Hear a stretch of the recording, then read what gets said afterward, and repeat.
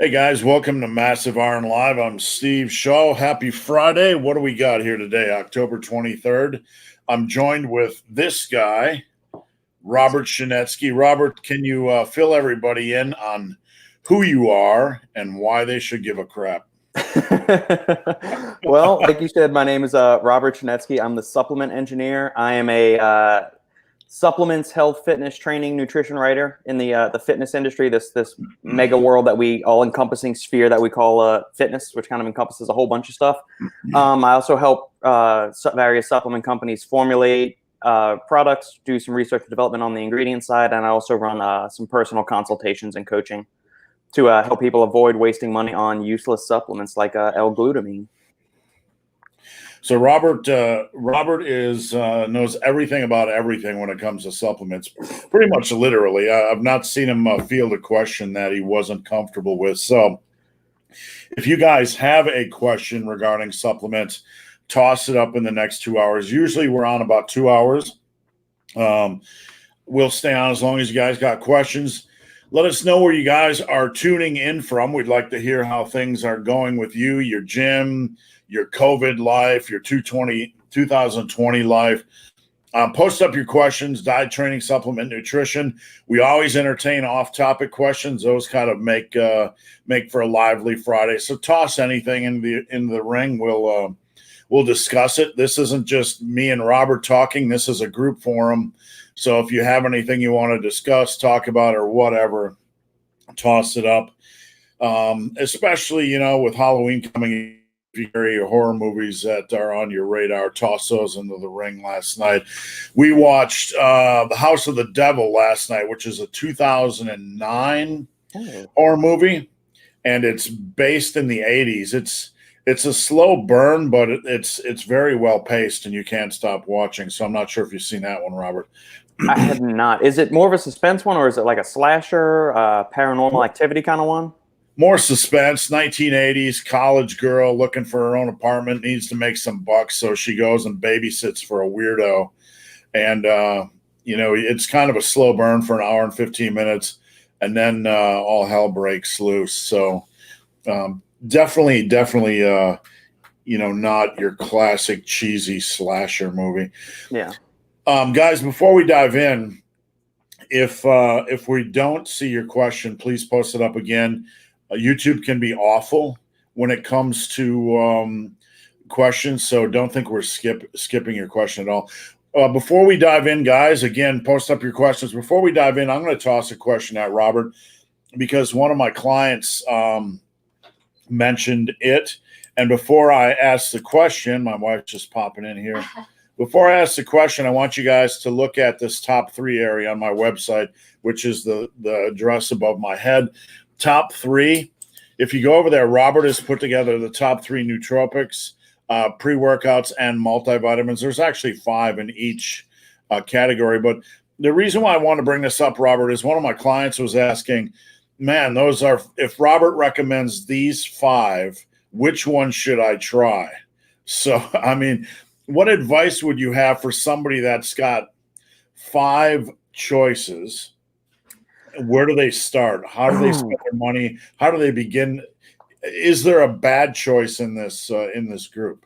No, there really isn't. Ultimately, my first thing I would say is how do you react to caffeine first and foremost? Because all of these here have a benchmark level of caffeine at 300 milligrams. So the lowest total caffeine content is the Dimetized pre-workout at 300 per scoop, and there is no L-theanine with that. So if you're somebody that doesn't respond very well to caffeine or makes you a little jittery, I would go for the prolific because that's got some theanine in it and it's got a staggered release caffeine. So it's got some initial on the front end from caffeine anhydrous, and then it's got the delayed release from the dicaffeine malate in there as well. Plus the theanine to help kind of soothe that out.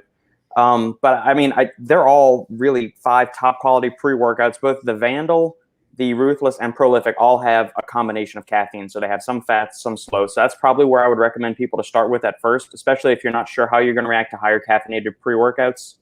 If you're used to something like C4, which only has 150 milligrams per scoop, definitely start with 1 scoop or a half scoop of these pre-workouts and assess tolerance and see how you go up there. The hardest hitting one is probably going to be the Advanced Molecular Labs one, because that is 400 milligrams per scoop of caffeine.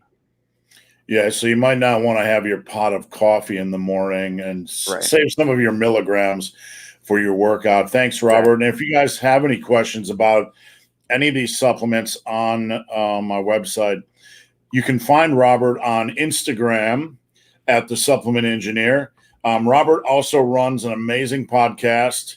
Where can they find that, Robert? It's called the Supplement Engineer Podcast, and it's available on basically every major streaming platform. So YouTube, Spotify, iTunes, Google Play, Amazon Podcasts, Stitcher, Podbean. I think that's all the major ones. If I didn't forget one, then we'll see. But yeah, that's all of it. And this week had a really awesome guest. It was 4-time Mr. Olympia champion Jay Cutler on the podcast that debuted today. So Jay is a very, very good guy. I mean, he's one of the. I've met a lot of guys in my time in the industry, but Jay, when he walked in the building, he went out of the way to meet everybody, not to meet everybody and say, "Hey, I'm Jay Cutler. I want to, stick my Jay Cutler in your face." He was just a genuinely good guy. So yeah, super, super down to earth. It was a really fun conversation. I love podcasting in general and interviewing people, getting their insights on the supplement industry, their training, lifestyle, nutrition, all of that stuff. And just as for somebody that's been at like the zenith of a sport, just to sit down and treat you like everybody else is a really cool experience. And for insight for the listeners out there, something that they may not have realized is that most brands that are owned by like a bodybuilder or some kind of fitness influencer or something, they don't know jack shit about supplements or how the ingredients work or do anything with formulation. Jay's actually the opposite of that. He's done the homework, so he's educated on supplements, what ingredients, what proper dosages. Obviously, he consults various people, like most brand owners do, just to get input, because we all need help. But it's cool to see that he's done the homework to educate himself on the ingredients and what are some of the effective compounds and whatnot. Yeah, behind the scenes, like for anybody that's looking at supplement brands that have a name, they're attached to a celebrity name. You need to understand that a lot of times there's a mechanism behind these people, that another company that knows supplements and is generally, you have to be really careful, because these companies are trying to generally capitalize on a name, and they won't always put the best ingredients in. That's not saying they're crappy ingredients, but say you got a pre-workout and they want to sell it at a price point of $33. They might try to keep the overall cost of the product down under $8, even if it means, bare boning the ingredients a little bit. So do your research before you buy a celebrity supplement. And it's pretty rare when you see somebody who has a name on their product that actually knows their product. So props to Jay Cutler. All right, let's get rolling here. Neo, one of my clients, what's going on, humanity? Neo caught a break this week, and I'm going to talk about this real quick. Neo is actually in ground zero in Minneapolis, close to where the riots started, right?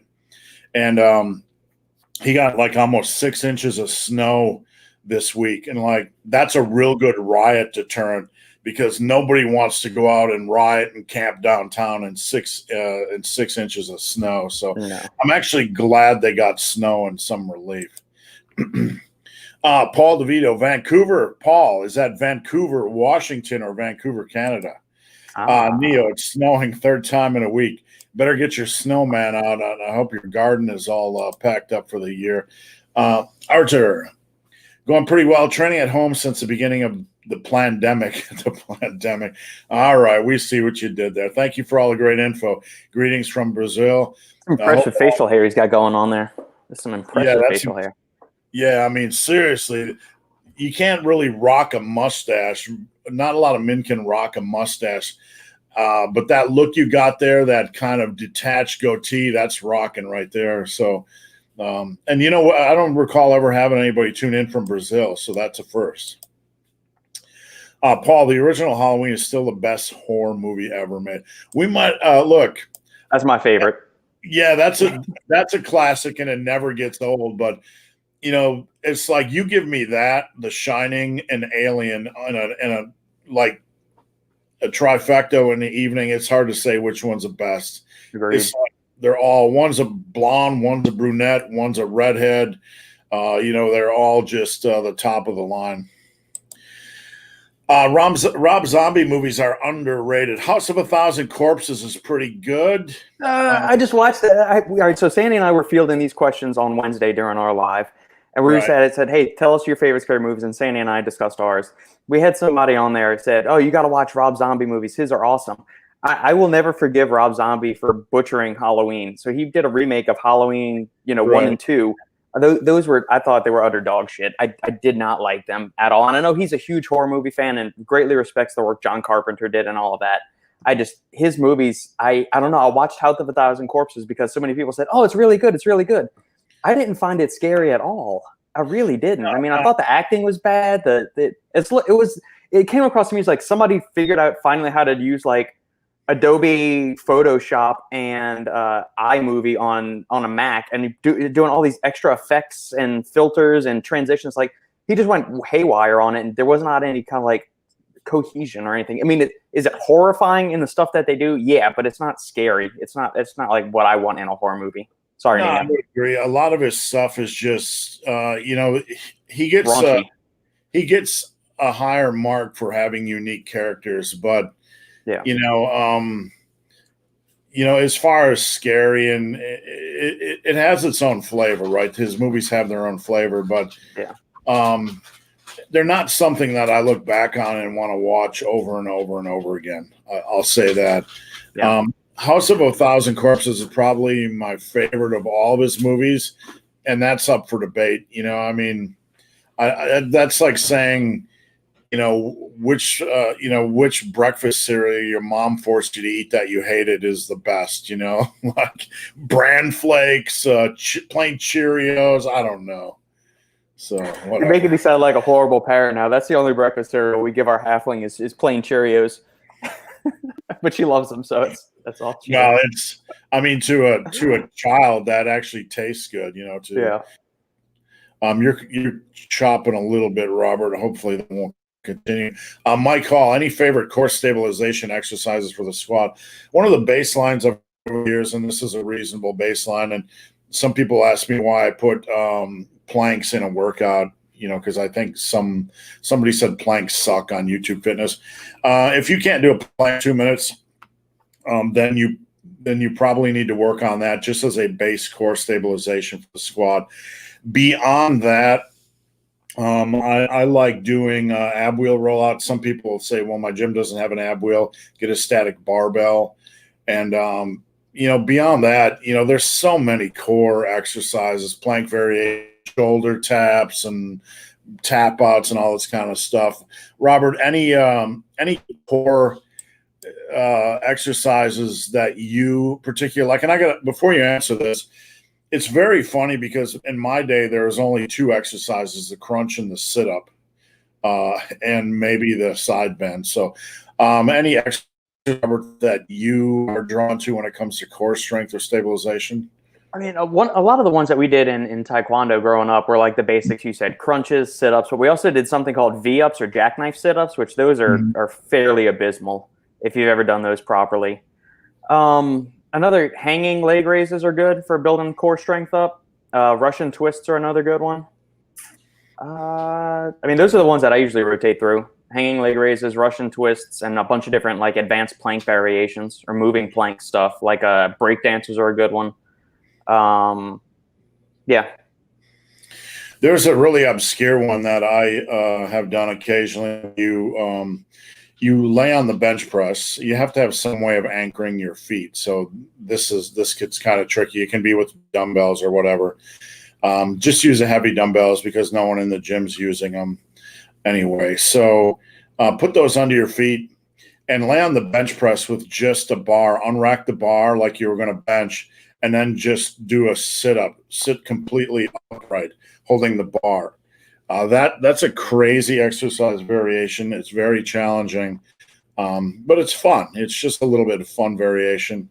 There's so many good ab variations out there, but just don't do the dumbbell side bend bullshit. Just don't avoid doing that. People ask me all the time, like, you're programming, why do you just put in ab wheel rollouts and planks? Well, honestly, 90% of people aren't really doing ab work, core strength work to begin with, and that's a good base. Yeah. So Pork meat. What's going on? Pork meat. I had pork meat Wednesday. I had some pork loin. Let's see. What do we got here? Is glutamine really useful? Robert, we really need to get a glutamine video up on the site just so we can kill this thing forever. Glutamine sucks. Glutamine, no. Glutamine, no. Yeah, for muscle building, no. For immune system support and gut health, you need somewhere on the order of like 10 to 20 grams per day. If you're an otherwise healthy individual, like you're not under severe stress and you're not training your nuts off, like training like 2-a-days and in a severe caloric restricted state, I don't foresee glutamine having much benefit for you. That being said, in individuals that are sick or dieting or have some kind of GI issue, 10 to 20 grams of glutamine has been shown to have some benefit. But from a muscle recovery and muscle building standpoint, it's useless because it serves basically your intestinal cells and your immune cells use it as fuel to keep running. Since there's the turnover rate in the cells lining the walls of your intestines and your stomach replenish at such an exponentially greater rate than even like red blood cells or the tissue, like the cells that are in your muscles and stuff like that. It's rapid. I think it's once every day or 3 days or something like that. The complete lining of your stomach is like completely rebuilt. So that's why glutamine is imperative and useful for those applications. But from like a muscle building and fat loss standpoint, there's no merit to it. And I'm about halfway through that glutamine article I owe you, Steve. So it's coming. That the glutamine ebook is coming. So, Robert, just a heads up, your internet's really choppy. You're cutting out a lot. So if anybody repeats a question, that might be why. Let me try something. I'm going to drop out for 1 second. Okay. We lost Robert just temporarily, but hold on. I got a follow-up question for him. I'm going to ask him why glutamine is important. When everybody knows it's from normal lateral raises to bulldozer laterals, and I really feel my delts working. I'm really glad.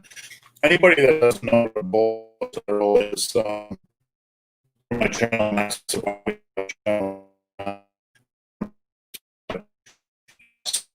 those are laterals. It's a lateral raise with a little bit more leverage. Let's see, we got Robert back here, I think. It's a little more leverage friendly. You can use a little bit more power in your lateral raise. Well, I guess we had Robert here. We have no picture, but it's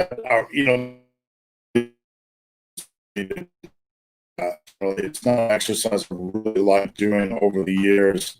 So, if you want to change, try the bulldozer lateral. If you can't find the video on that, you can email me, benthebarman@gmail.com, or you can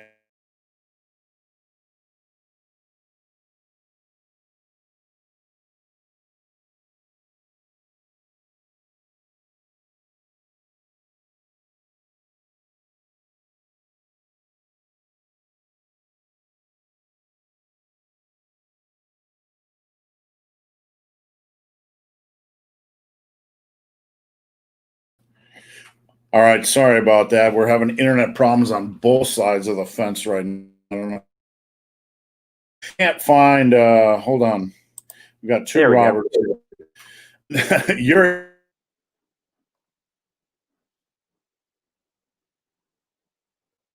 crazy. Oh, and there's Robert's gone again. Now you're back. Some really technical problems. We usually don't have technical problems, so I sincerely apologize. Robert's internet sucked, then my internet sucked, then Robert came back, and then Robert disappeared. Robert, I'm going to do a follow-up question on glutamine. Why is it, in your opinion, and this has been the case with glutamine as far back as I can recall. As far back as I can recall, people knew it was a steaming pile of monkey crap and not worth taking as a supplement. But with that in mind, why is it how does it continue to be perpetuated as a viable option in this industry? Is it just so cheap to produce that they just want to, sell you a $25 bottle for that costs them $1? Yeah, that's basically it. It's a huge cash grab. It's an incredibly cheap ingredient. It's a throwover or a holdover from the old bodybuilding days of the 90s. And the reason everybody thinks glutamine is such an important muscle building ingredient is because 61% of muscle tissue is actually, like, glutamine makes up 61% of muscle protein that's in muscle tissue. Or it's around that point. It varies, based on the individual, but around 60 to 62% is how much glutamine is in skeletal muscle tissue. It's the most abundant amino acid in the body. So you're never, ever going to be deficient in glutamine unless you are, like, you've gotten impaled by some kind of super sharp object and you're in the hospital, you're covered in 3rd-degree burns, or you are in a very hypocaloric, extremely calorie-reduced state and you're exercising your testicles off. I mean, you have to be in a state of such chronic excessive stress and malnutrition where glutamine becomes the limiting factor. And your body actually becomes, so it's not an essential amino acid like leucine, lysine, isoleucine, valine, any of those things. It's conditionally essential. So in times of extreme stress, not just working at the gym 45 minutes a week or 3 to 4 times a week, that's not the extreme stress we're talking about. We're talking about you've been in a horrific car accident and your legs are smashed. You're covered in 3rd-degree burns. You are dieting on 1,000 calories a day and you're down like 2% body fat. That's when glutamine could become like a rate limiting step in protein synthesis or something along those lines. So it has nothing to do. It might help a little bit with glycogen replenishment, but it's not going to do anything for recovery just because the way that the stomach and the GI tract is especially very greedy. They have very high energy and nutrient demand. So as soon as glutamine enters into the body, your stomach acid and all of your intestinal cells and your GI tract cells are going to go and gobble it all up and maybe let, like 5 to 10% of it up to get into the small intestines where it then gets absorbed into the bloodstream and goes around to the body to repair and be used by all of the other essential tissues and organs. Yeah, glutamine is like this long tail monster that never dies because they'll tack it to a supplement line, and even if only 1 in 40 or 50 patrons of that line buy it, it buffers their profit a little bit. Until we get any life-changing, dramatic, game-changing research on glutamine, the answer to every glutamine question is no. So just remember that. Let's see, I did that one while you were gone. Tommy from Facebook. Good to see a Facebook person on here. If for some reason you were forced to solely 100% run or 100% lift, which would you do and why? Well, I prefer both alone. I mean, I can aggravate my wife. I don't want to run or lift with anybody. It's just my time and my space and my focus. So, people complain to me all the time that they can't do 1 rep max, or they can't do not 1 rep max. They can't lift properly at a commercial gym because they don't have a spotter. I've never had a spotter. I've never had occasionally I'd call my, I'd call my wife down to watch me on a big max attempt to make sure I didn't die or drop a barbell on my neck, but I've never had a spotter. So when you've never had a spotter, you don't miss it. So I prefer I don't like to train with people because they generally don't train it. It's not that I'm some Superman that trains hard people or I'm better than anybody. People just train at different speeds with different intensities, and the same thing with running. If I'm going to run for 2 hours, I don't want to hear your mouth run for 2 hours. So simple as that.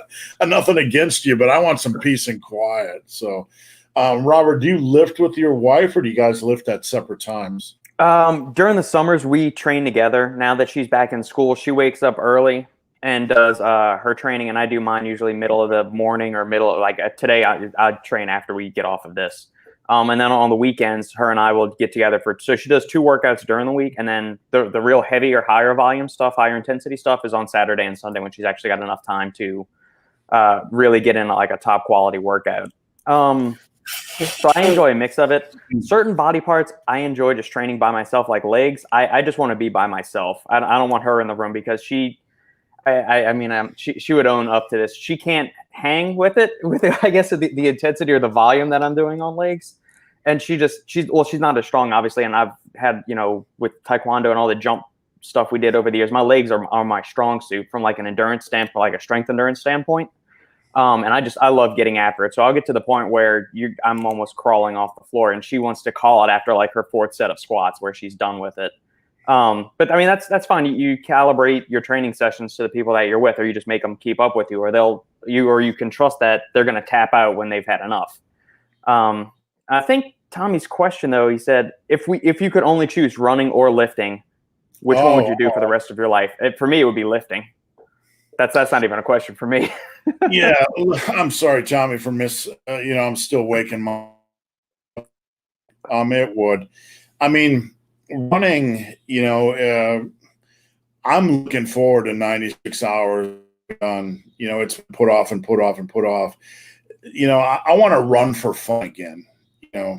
But running would always be a complement to my lifting. It would never replace lifting. Running has consumed my life right now, for better or for worse. And I bitch to my wife every day. I just want back to the point where I can focus on lifting 100% and just run when I feel like running. And I'll always do both. I want to get to the point where I can just run a marathon on the weekend and not have it tax me. And that sounds insane to people, but we're right at the cusp of that as it is. So, Dwight, what's going on? Dwight, love the avatar. And Paul, whoops, there we go. Is it true that the Smith machine causes a back injury? I have talked about Mr. Smith, Mr. Smythe, but Robert, I'm going to let you have the dance floor to show the world your sexy moves. Go ahead, Robert. I think any exercise could technically cause a back injury. It really depends on your execution of it. I mean, if I'm just looking at the Smith machine and I'm not using it, it's not going to cause a back injury. I mean, you could do a barbell squat and you could injure your back. You could do a deadlift improperly just using a regular barbell and injure yourself. You could be doing a dumbbell curl with a weight that's too heavy for you, and you're doing one of these herky-jerky heaving motions and then hurt your back doing that. So it's not the Smith machine in and of itself. It's true that it does restrict the natural movement of your body to a certain degree, but the Smith machine, just like every machine, it's not completely bad. It does have merits, like certain exercises, like you kick your feet out in front of you, you do hack squats that way. I find that to be a really, really effective use for the Smith machine. And there's a bunch of other exercises, like if you wanted to do stationary lunges, that could work as well. Typically, I find the ones that line up better for my body are the ones that have that slight like angle on the travel of the bar instead of being completely up and down. If it's got like a little bit of an angle, that one works a little bit better for me. But no, I don't think the Smith machine is causing a back injury. It's an improper use of the machine. That's where I'll leave it, Steve. All right, Robert, we're still getting some chop.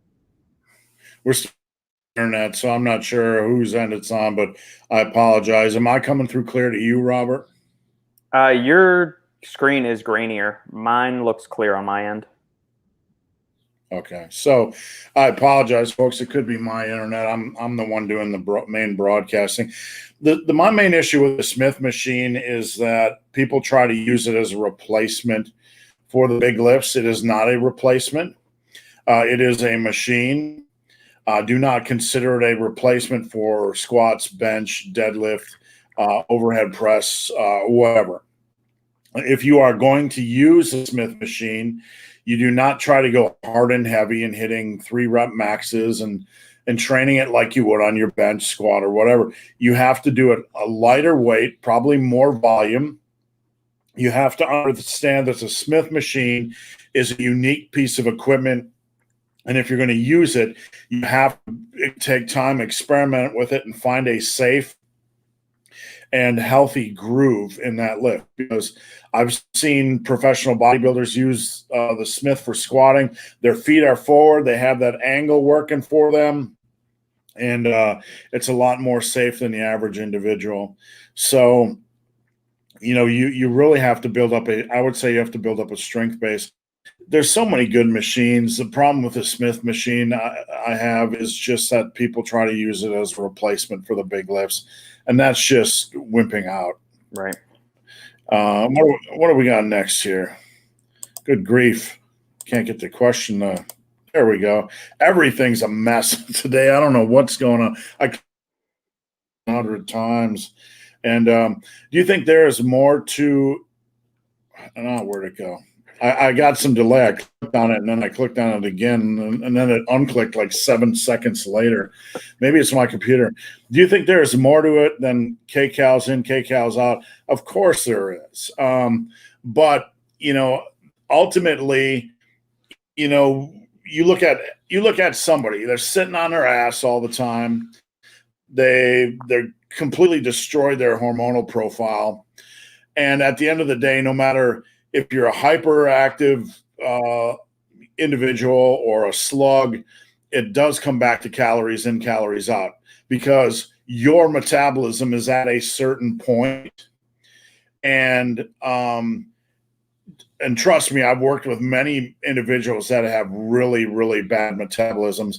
You can't just magically change that, by magical food combinations. These people need to move, and generally they need to move more, and they need to stop eating so much crap. That's 95% of why I see people that have really, really, really slow metabolism. They've just treated their body like crap for such a very long period of time. Robert, go ahead and chime in. This is a very, very complicated question, because anybody that's dealt with clients like I have for a long time knows that metabolisms can be all over the board, but at the end of the day, you got to work with somebody's specific metabolism. Yeah, I mean, fast or slow metabolism, I mean, that is based off calories. Calories are going to be a function of your metabolic rate. So how many you can eat or burn, I mean, all of that affects whether you have a fast or a slow metabolism. Yeah, there's going to be certain genetic factors that play that, or you might have a slightly faster or slower metabolism than somebody that's your exact same height, weight, and age.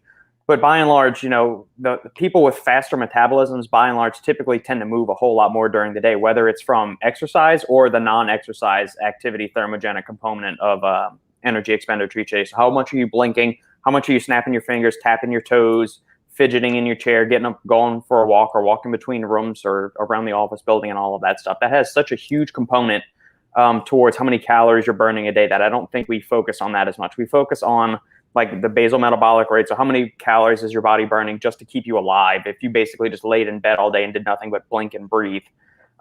Versus, we focus on that, and we focus on the exercise component. So how many calories am I burning in 30 minutes of cardio or 60 minutes of resistance training? That the amount of calories that you burn in like a given training session on a day pales in comparison to what you're going to be burning the rest of the day from all of your non-exercise activity. So I think if people started to focus on that a little bit more and just, made it an effort to be just more active during the day, not necessarily exercise active where you're running more, but just get up, moving more, fidget a little bit more, kick, wiggle, do something. But calories in, calories out is going to be the main driver of weight loss. But that factors in your metabolism. It's not two different things. Calories in, calories out is not disparate from your metabolism. The two are linked. They serve each other. They affect each other. So the number of calories in and calories out that you need to do is directly tied to your metabolism. So however many calories you burn in a day, you need to eat less than that if you're looking to lose weight. If you're looking to gain weight, then you need to eat more than how much you're doing. So it's not two different things. They're both linked very, very closely. I think I might have figured out what was causing my shitty internet. Dropbox was trying to upload like 7,000 gigabytes of. My wife recently did a photo shoot, and I downloaded it this morning. Dropbox was trying to upload like 7 million gigabytes of photos, and I think it was chewing up my bandwidth. Photo shoot, Steve? We don't need to hear about your homemade porn movies. No. She had some Halloween photos done. She's trying to put together a modeling portfolio. So, most of the times when I hear the calories in, calories out discussion, people are trying to find a way to eat more. Mm-hmm. And I'm not saying that's your case, Dwight, but, you got to work with the metabolism you have. And there are some things you can do. Sometimes people are a little bit more sensitive to carb intake. I got 2 clients that when they eat a little bit more carbs, their weight just rockets up, unusually so. I've had 2 clients that can gain 17 pounds in a week of just eating 400 or 500 more calories a day of carbs. It's ridiculous. But the body is very complex. But all we can really do at the end of the day is focus on what we can control, and usually that's calorie intake. Yeah. I have had a client. I will end cap this. A female client that was working out between cardio and weights, and could not lose weight at 1,000 calories. She was in her early 40s, and at that point, I said, "You need to go get your hormones checked out. Something's going on in your body that I cannot figure out." Clients like that are rare. They do exist. Let's see if we can get this thing figured out. All right, Dan Norton, off topic. Since you enjoy different movies, have you ever seen Meet the Feebles? It's like the Muppets if they did cocaine and gave each other AIDS. No, directed by Peter Jackson. No, I've never heard of that. I don't know how that escaped my. Never heard of it, but that's interesting. I do like the Muppets. I mean, I like Muppet Babies. That was one of my favorite cartoons when I was like really little. Yeah, I like the Muppets. No, I've never heard of that. I thought it sounds like you're making this stuff up. He must have done a little bit of something like magic mushrooms or something. How much does a rugby scrum contribute to hypertrophy and strength? 0. Yeah, I don't think it does much of anything. If you're somebody experienced with the weights, it's not going to do much of anything. Yeah, I mean, it's a temporary blast that lasts like a few seconds. It's not going to do anything at all. You'd have to, the action of pushing with your legs like that, you'd have to go get a sled or something like that. And, your body's going to acclimate very quickly to those types of conditioning movements. Conditioning movements are called conditioning movements because they condition the body. They bring up your overall levels of fitness and conditioning, but they're not specifically hypertrophy or strength movements. Yeah, it's a way for you to demonstrate or exert the force and strength that you've built up in the gym. It's a place where you exert those energies. You can show off what you've attained in the gym from that. It's the same thing like in Brazilian jiu-jitsu. If you're going for a roll with somebody, that's not your strength and your muscle building right there. That's when you're demonstrating the skills you've built or the strength you've acquired from your resistance training workout. So it's a way for you to exert that force, demonstrate your strength, inflict pain upon somebody else. But that is not the way where you're building muscle and strength. Robert, how's my video quality for you? I just much can't. Better now. It's much better now. Okay, I just can't get it on my end to act right, so I apologize. What do we got?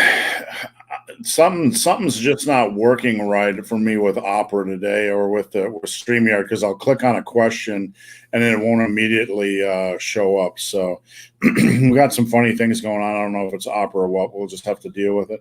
I'm very fond of Jay Cutler, but I just heard Peter Griffin when he talks. I'm not sure who Peter Griffin is. From Family Guy. Oh, Family Guy. Okay. Yeah, that opens a whole other thing. I'm not a huge fan of adult cartoons, and I'm not putting anybody down, but I personally can't stand them. So I watched maybe like 5 episodes of The Simpsons in my life. I've never watched any Family Guy or any of that kind of stuff. I don't know. Are you into that stuff at all, Robert?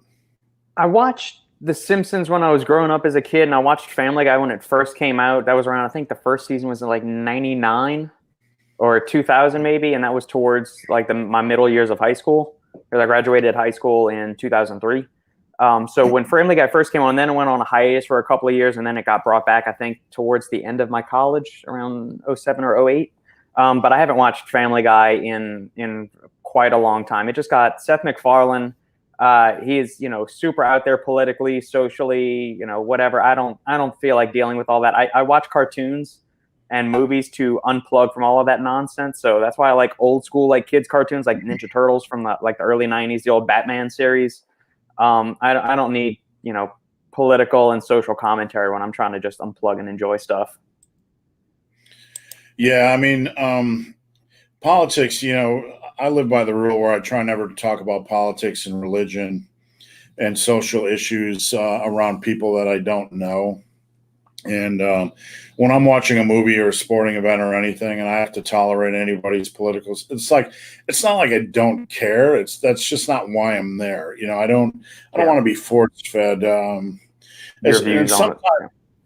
Yeah, and sometimes you'll be watching a movie and the whole premise it's some science fiction movie and the whole premise is global warming. Everybody died because of global warming. Like, oh fuck. Now I gotta watch a whole fucking movie that's premised on, something that may or may not be, scientific, bull crap. Somebody will get triggered by that.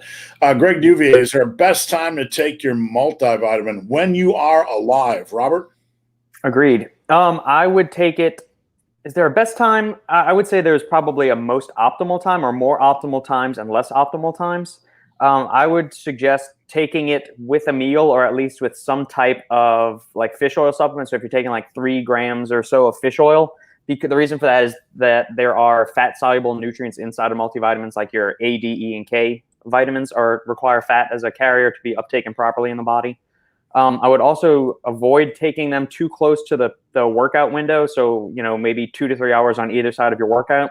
The reason is that a lot of multivitamins have very high doses of like vitamin C and vitamin E in them, which are powerful antioxidants in the body. And there's some research to indicate that taking very high levels of, synthetically derived antioxidants, like what you would get in a packet of Emergency or something, can blunt some of the beneficial adaptations to exercise. Like, so your strength VO2 max, hypertrophy, those things can kind of be impaired to a certain degree. So take it with your breakfast in the morning. Say if you're training in the afternoon or at lunchtime or at night or something, take your multi in the morning and then space your training out from it, and vice versa. If you're training first thing in the morning, then take your multi later on in the day away from your exercise training window, preferably with a meal of some type.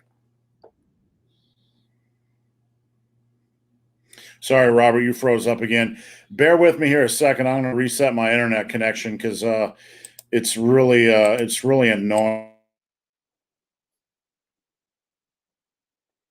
And we lost Steve. So Greg, let us know in the comments if my what I just said came Let's through. see if we can get back to this thing. Can you hear me, Robert? Yes, sir, I can. All right,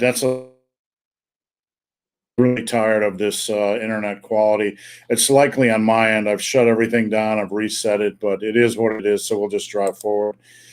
Opera is acting really, really spotty today. When I click on a comment, it's taking like 5 seconds for it to show up. So I have a feeling it's Opera. Do you have it could Firefox also be on the your machine? StreamYard platform that we're using. You're completely frozen, Robert. So, oh, now you're back. What's more important, calorie count in weight loss or macros? Well, no one. Let's premise this by saying no one is just going to focus on eating, or it's you're trying to lose weight. You need to clean up your lifestyle because that's the only way to have lasting weight loss. So, with that established, you need to have a reasonable calorie count. Calorie count is always more important. I cannot, I got clients, and whenever I talk to a client, I'll say, we need your calories every day. And, I still struggle to get certain people to give me their calories every day. And without that, I don't have a clue what's going on.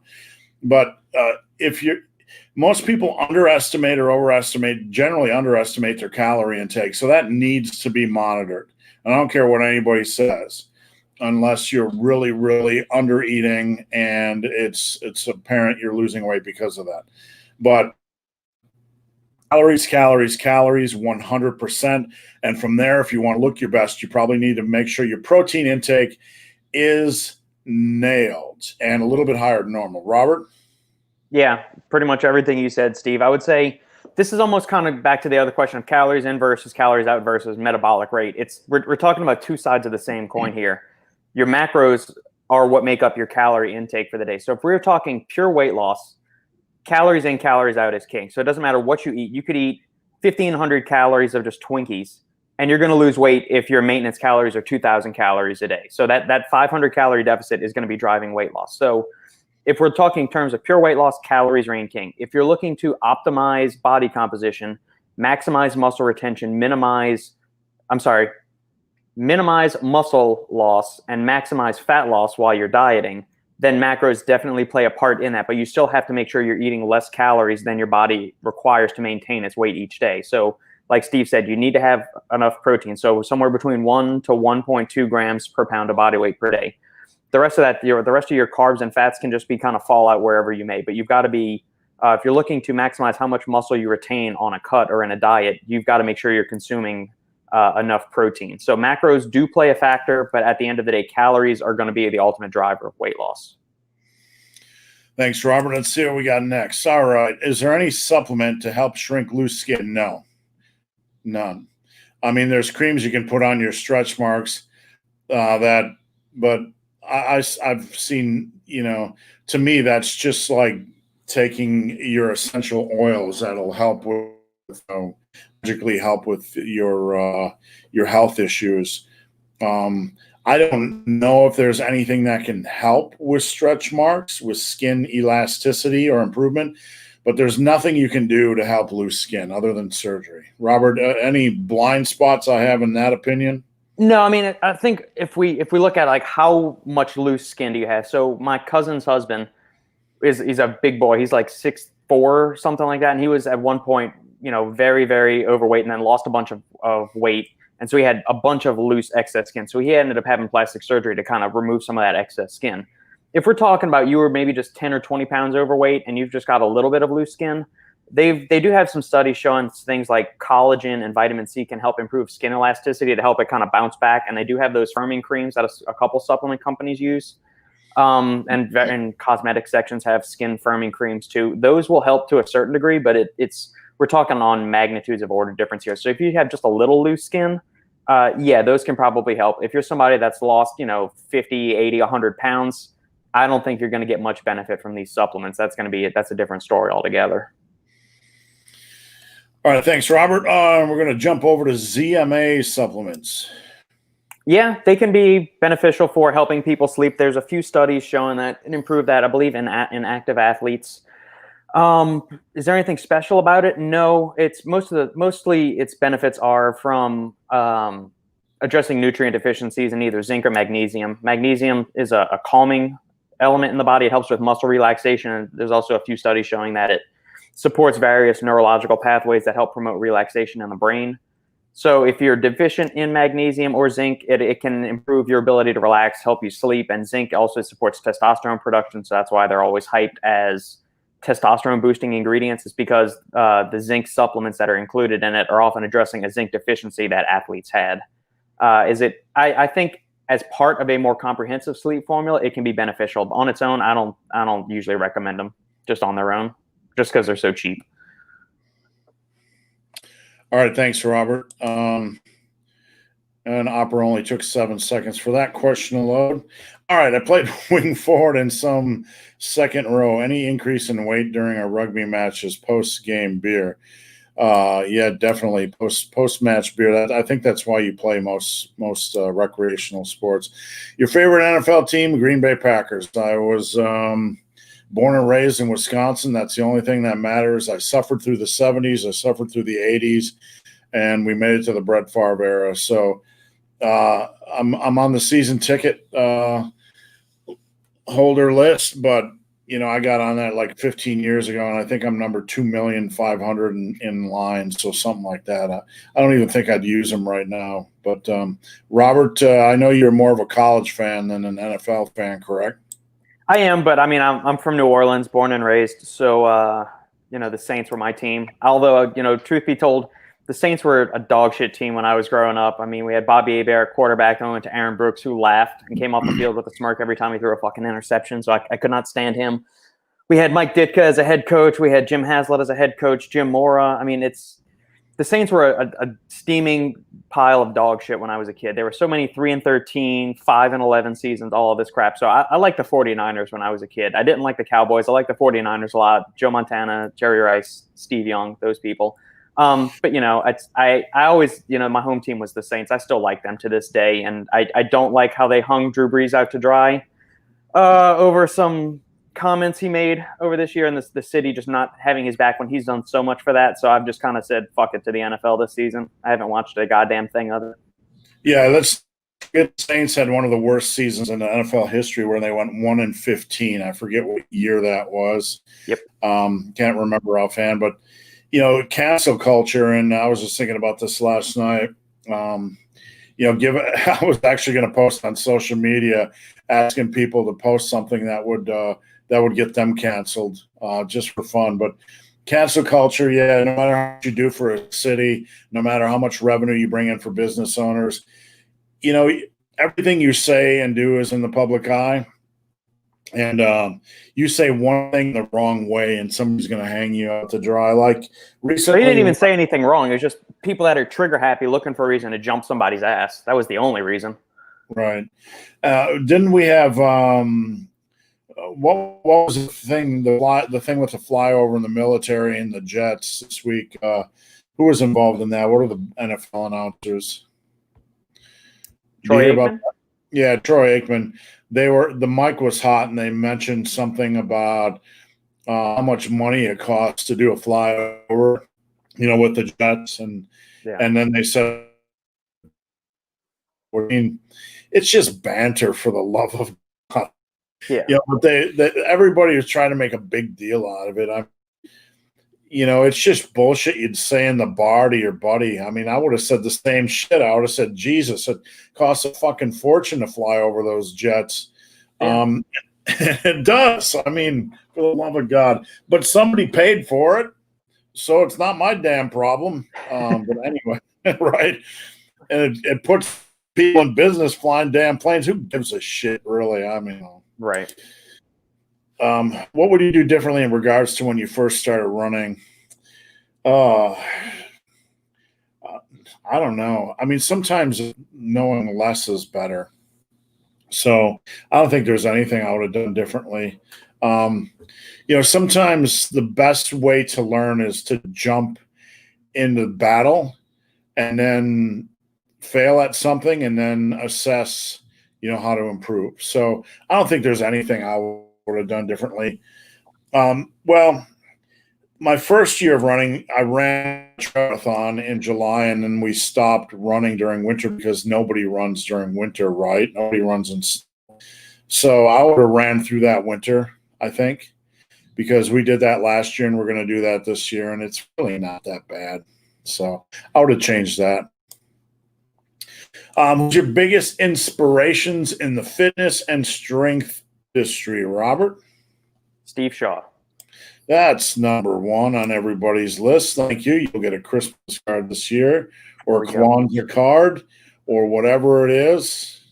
I don't know. I mean, I never really looked up to anybody in like the fitness and strength industry for like that. I mean, the program that got me really started into resistance training, and I know I'm going to catch shit for this, was P90X. That was the first thing, like, because I started working out at home, and that was the thing that kind of got me into resistance training. It was a great entryway into learning how to do that. Just from my background with Taekwondo, we did calisthenics and all that other stuff, but I had never done any traditional resistance training outside of, the push-ups and chin-ups and stuff we did like that as part of our conditioning work for Taekwondo. So that program was, a great gateway for me. So I guess you could say that was my inspiration for trying to get into this. But then as I got more ingrained into the fitness culture and understanding it, I've come to, I don't know if I idolize anybody or I look up to them.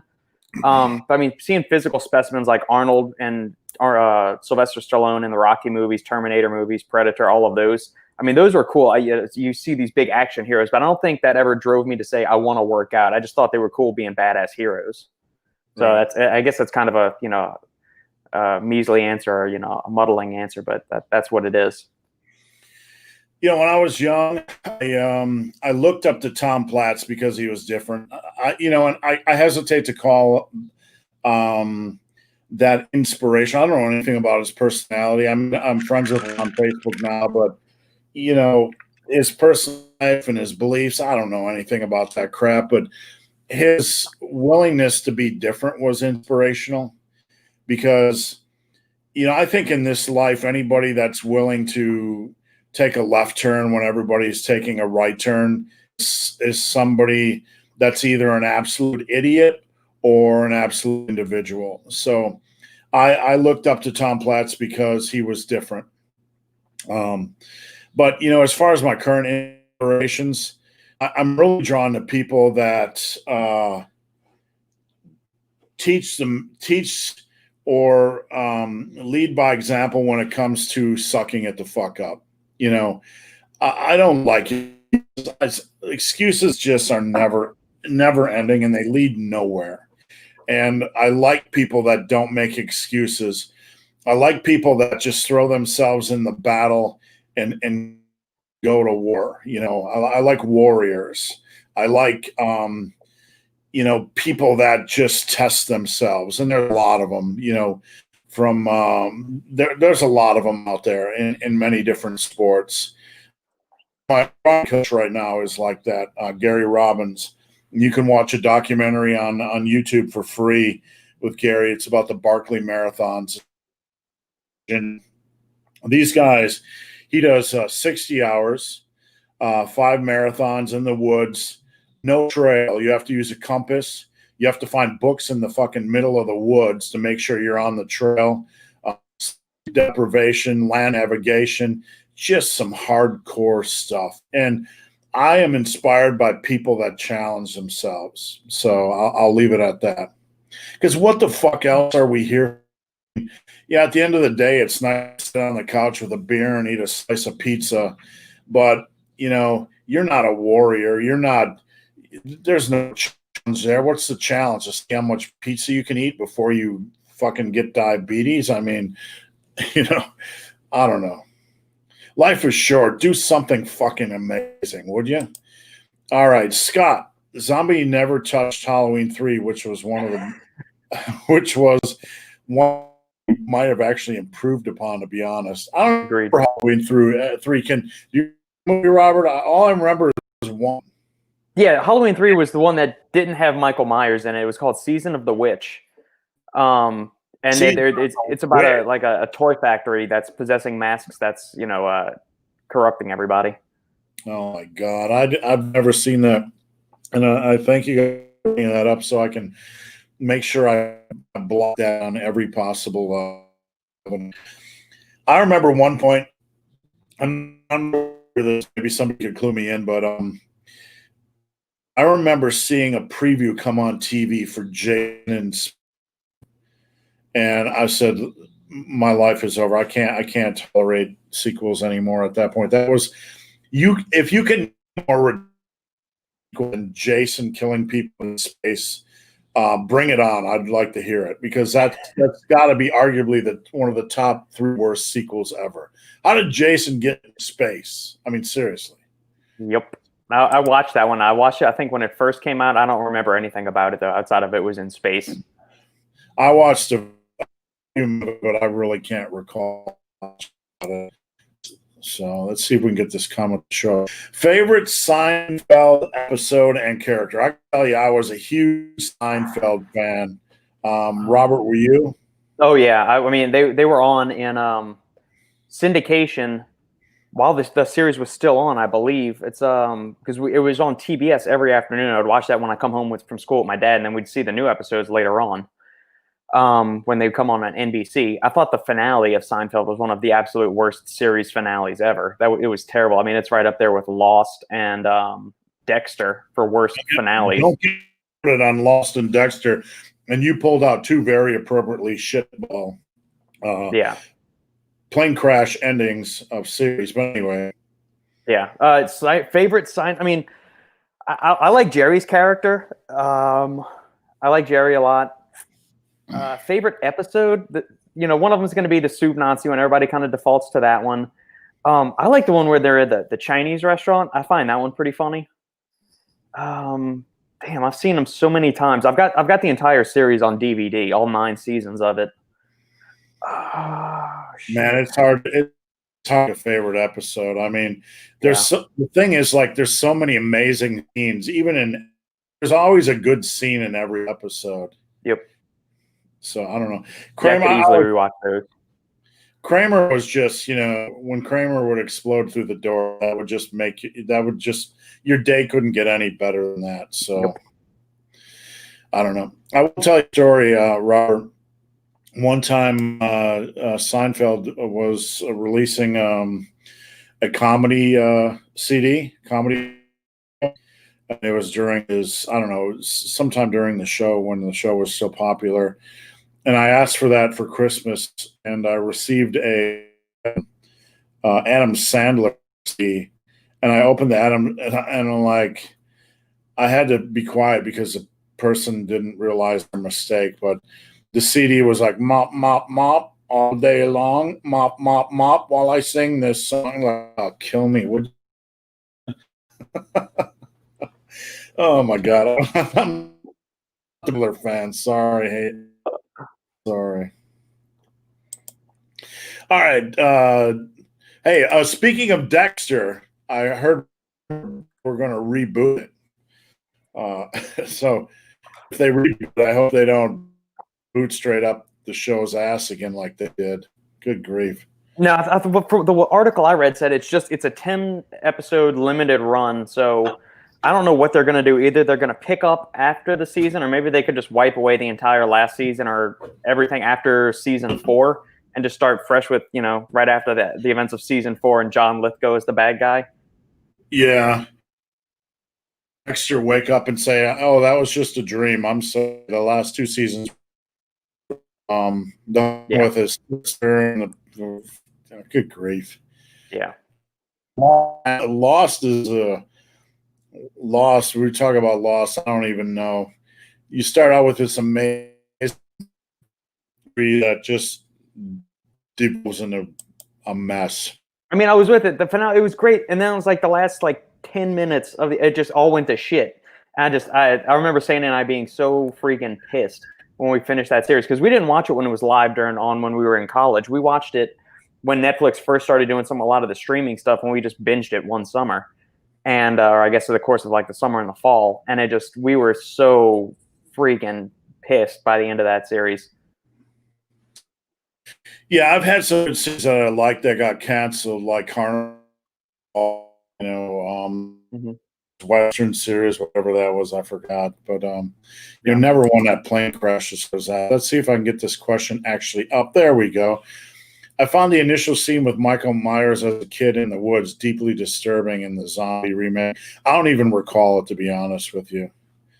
Yeah, I mean, there were elements of it that were creepy. The overall tone and just execution of the movie, I wasn't super nuts with. He seems to try to go for more shock factors and just grotesqueness, gaudiness, than as actual, good storytelling and creepy horror. What was the last Halloween movie? I recall being, and there's a couple buffs there, and they're like, "Oh, the new Halloween movie is so good," and I watched it, and I got 20 minutes in and said, I would rather stick a fork in my eye than finish this. I watched it. It was when they brought Jamie Lee Curtis back. It harkened back to the way that the first two were, but the doctor character that they brought in to try, I guess, to replace Sam Loomis's character, or Donald Pleasance, who was the actor that played Sam Loomis in the Halloween movies. It was like a caricature of what Sam Loomis was and what he brought to the show, the gravity or the gravitas he brought to the series. That new doctor, I was glad they offed him, fairly quickly in there. But Jamie Lee Curtis was still a badass. So, I mean, it was good. I liked Halloween H2O when they brought her back for that one too. I would have been fine if they just ended Halloween after H2O and just done it that way. But now what they did with the new Halloween, or the most recent one, I think from 2017 or 2018, whenever it came out, is that they're going back to where just whatever happened post Halloween 2, and that's where we're picking up the story from and going from there. So there's 2 more that are slated to be released with Jamie Lee Curtis. All right, what do we got next here? All right, a lifting question. We haven't had many muscle building questions today, so we got about an hour left, guys. Just keep the questions coming. And please, thank you for your patience. We got a lot of stuff in our queue, and we try to get through it as quick as possible while and sexy. 3-day full body versus upper lower for novices, 47 years old, looking to build muscle. Don't overthink it. Don't overthink it. Whatever fits you better. Generally, if you're over 40, I prefer for the individual a flexible upper lower. And my upper lowers are: upper is chest, shoulders, and arms.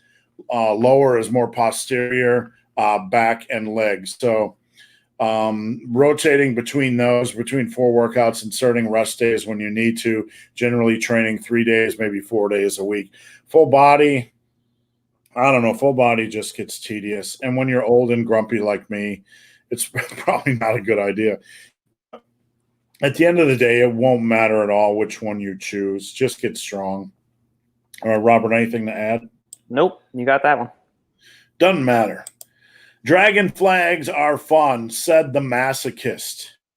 I think that does them really, really well, but I'd rather play Skyrim and try to kill dragons than do a dragon flag. Rob? I've never attempted one, so I have no idea. They look exceedingly difficult. I've never tried them. Maybe I could do them. I don't know. I'd like to think my midsection is pretty strong. I have no idea. I'd have to slowly work my way up.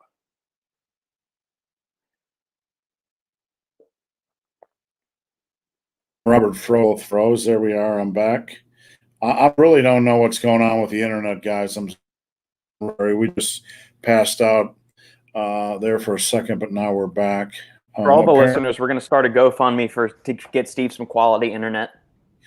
Usually it's good, but when it's bad, for every 6 episodes, we have run into a problem, which I guess isn't bad. And Robert's frozen again. Let's see. What supplement would be a pre-workout that does not contain creatine? Steve, pull up the top 3 list. I closed out every one of my windows. So let's see. I closed down everything to try to my Ebert, if you go on Steve's site, Super Living Today, there's a top 3-5 list of pre-workout supplements. Any of the ones on there are good options that do not contain creatine, except the Advanced Molecular Labs AML pre-workout. So any of the other ones, let me double check Dymatize real quick. I don't think it does, but let me check real quick.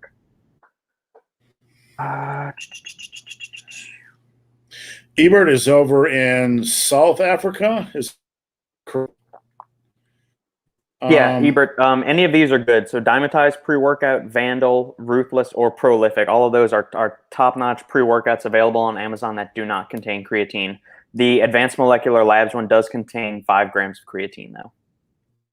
I believe that. As far as I think maybe what he's asking is what ingredient would be great that does not contain creatine. There's really no replacement for creatine. So if from that angle, I'd be kind of curious why the no creatine thing. So maybe you could do a follow-up with that. I'd be curious why creatine. Yeah. Let's see what we got here. I gained about 15 pounds of muscle. I'm 5'10 and 180. I'm eating so much more food. I should put away the grub. I always find it interesting and I'm not putting you down there, Lindsay, but I always find it interesting in the middle of an obesity epidemic, you have a certain percentage of people that can't seem to, find eating to be a struggle. You need to hang out with more fat people. Make some friends at Walmart. So just being facetious, but eating is a discipline, just like, and that probably offended somebody what I just said, but eating is a discipline just like lifting. You want to get to where you got to go, you got to put in the work. It's as simple as that. You got to treat it as a discipline. Anything to add? Liquid meals help a lot. If you could start making up your own shakes or heavy cream, get calorically dense foods that aren't super filling. So heavy cream, eggs, nut butters, nuts, seeds. Buzz up everything in a blender if you can. I mean, throw a cup or 2 of whole milk in there. Don't go for low fat, low sugar, or I guess you could do low sugar, but don't do low fat, calorie-free stuff. I mean, just, get as many calories and non-satiating foods as you can. So white rice, oats, buzz them up in a blender with some fruit, protein powder, whole milk, peanut butter, throw all that in there. You can make like a 500 to 1,000 calorie shake, and that'll be easier to put it down than trying to eat 1,000 calories of just whole, clean foods.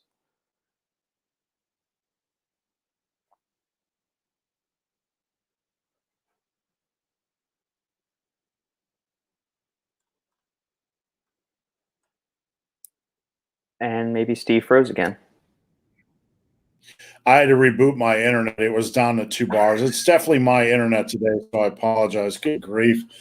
I'm looking on and there's like 1 bar on there. It's like hanging on by a finger.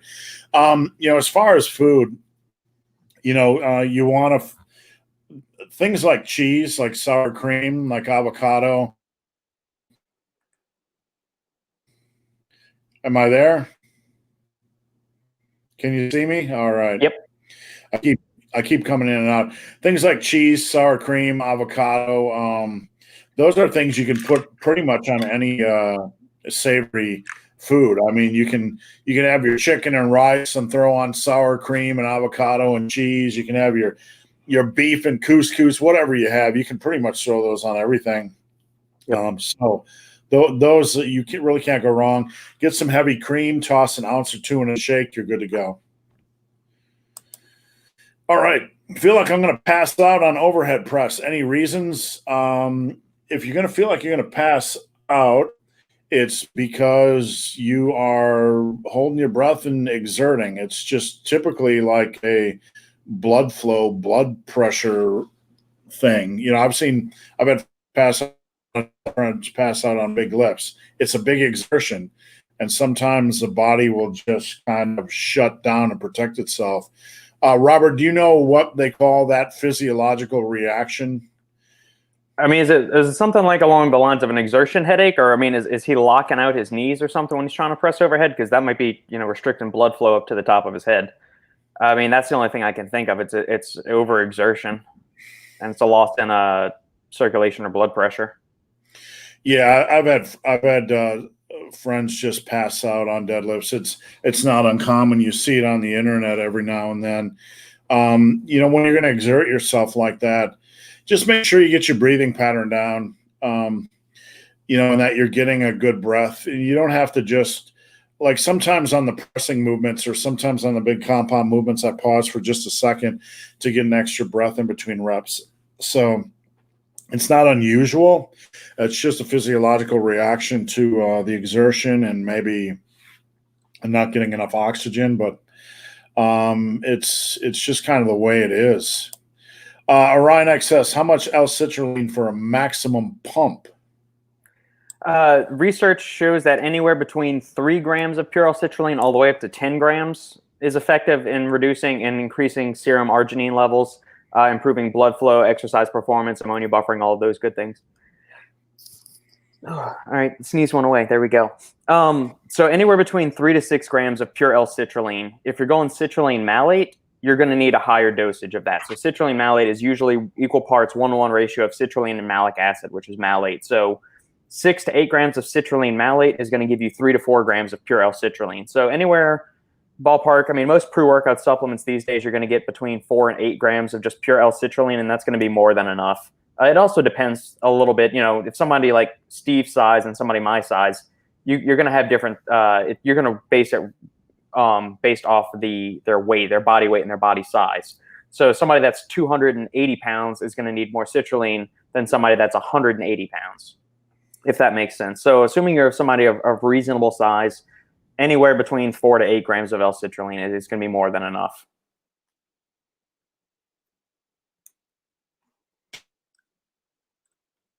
And L-citrulline is not that expensive of a supplement because this next question is, I understand it isn't cost effective. It is. I mean, it's not that expensive. You can go on bulk supplements on Amazon or NutriCost and get a giant package of L-citrulline for not that much money. It's not that bad. And actually, it is more cost effective to build your own pre-workout than buy it from the companies. It absolutely is. It's just not going to taste as good. Yeah, just make sure you stir it properly and you don't waste. Let's see. I'm just checking my mesh on my Google Wi-Fi to figure out what's going on. But all right, let's go on here. Texas Hoosier. I usually try and work out with my son, but I notice my workouts are more intense when I'm training by myself. Yeah, I mean, my daughter was, in the powerlifting world for a while, and I would rather train somebody and then go do my own workout, than to try to work out with somebody at the same time. Switching plates between lifts and all that kind of stuff, it becomes more of a workout than a workout itself. Yeah. Top 5 exercises for a bigger heart. Number 1, not expecting anything of people when you give. Expecting things from people in life is a big mistake. Do things, live the way you live without expectation. That'll free you a lot. Be kind for no reason. Just be kind. Never assume that you understand what somebody's going through. Don't get reactionary and pissed at people when they are having a bad day. Sometimes, hey, how many times have you had a bad day and you acted like an asshole and it was out of character? So that's a good start. A lot of people that are depressed and anxious, they're not, they're too inner focused. So one of the best things you can do in life is stop focusing on yourself and go serve something for someone. When I was coaching the Special Olympics, no matter how shitty my day was, when I would go help these guys, it was a re-rack for your personality, a re-rack for your mind. Excuse me, I don't know what I'm trying to say, but Robert, I think I put down 3 exercises for a bigger heart. Now you get the last 2. I mean, you pretty much said everything. Gratitude. Be grateful for everything in life. It's whether it's, you just got up today and breathed some air, you are alive again, or you have a loving wife or partner or family members, or you have one grandpa and that's still alive. Find something each day to be grateful for, and find a way to bring happiness or make somebody else smile or laugh each day. And I will add, when somebody does the right thing, acknowledge it. Because not many people do the right thing anymore. I'm finding as the years go by, it's harder and harder to find good friends. Not that my friends are bad people, but things are just changing. Things are changing. So when somebody does something good, acknowledge it. Yep. I like that question. That was a good question. Yeah. All right. What do we got here? Are you a fan of the obstacle mud runs? No, I'm not. I did a couple of them. The last one I did, it was raining in Indiana. There was like a foot of mud. It took like 6 hours to go 3 miles. It was absolutely a slop. If you enjoy them, hey, go for it. I don't really enjoy them much, to be honest with you. Robert, have you ever done one? We did one in Wisconsin. It was a warrior dash, so I think it's only a 5K. I want more obstacles and less running between. This is not going to surprise you. I want more obstacles, more climbing shit, more going under stuff, more running through mud. Or like swimming through stuff. Don't make me just run for a whole bunch. I'd rather do a ton of obstacles than have long spurts of running. But I guess if you make the obstacles too taxing, you're going to be winded from climbing up and crawling under and doing all that stuff, or jumping or hanging and swinging. But those are the kind of, just make me an obstacle course. Move or eliminate all the running from it, and just give me like an adult-sized obstacle course like Ninja Warrior or something, but involves more leg movements. Yeah, there's certain things that I've only been at 2 obstacle course races, and there's certain things that just triggered me. The first one was just, unrelated to the course itself. There was so much rain. Well, it was the course design. There was a lot of segments in the first one where we were wading through water nipple high because they designed the course in such a way where if it rained, the swamp would run off into the course. And there was like 20 minutes of the course in the first one that we had to wade through water that was nipple high. And that's just dangerous, because when you got hundreds of people going through the bottom, creating ruts, you start to sink lower and lower and lower and lower. The second one, it was just endless rain. But I find, like with obstacles, either they're fun or they're ridiculously impossible. I think when you do like obstacle course races, there needs to be levels, and I maybe there is, I don't know, but the 2 I've done, most of the obstacles were reasonably challenging but fun, and then like 20% of them were like, oh hell no, nobody can do that stuff. So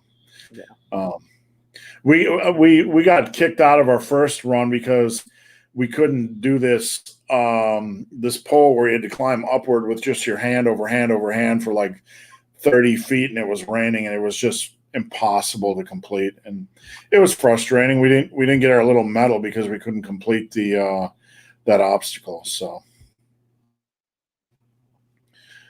All right, what do we got? Let's see if we can get through this with the internet hating me a little bit more.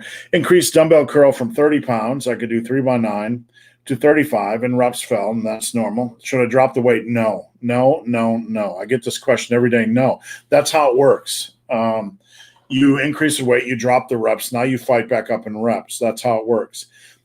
Dropping weight is never the answer. You're getting weaker, not stronger. Right now, you need to get stronger. You need to fight to get that 654 up to 754, up to 764, up to 765. That's where the gains are built. You're always going to drop reps. That doesn't mean you're dropping your 1 rep max. You plug into a calculator like 30x9 and then 35x6, it's going to be the same 1 rep max approximately, right? You can't expect to have the same amount of reps. This is the strength building process. And I'm not speaking to you specifically, sir, but like I get this question so often. I increase no shit you did. That's the way it works. And you gotta build up in reps.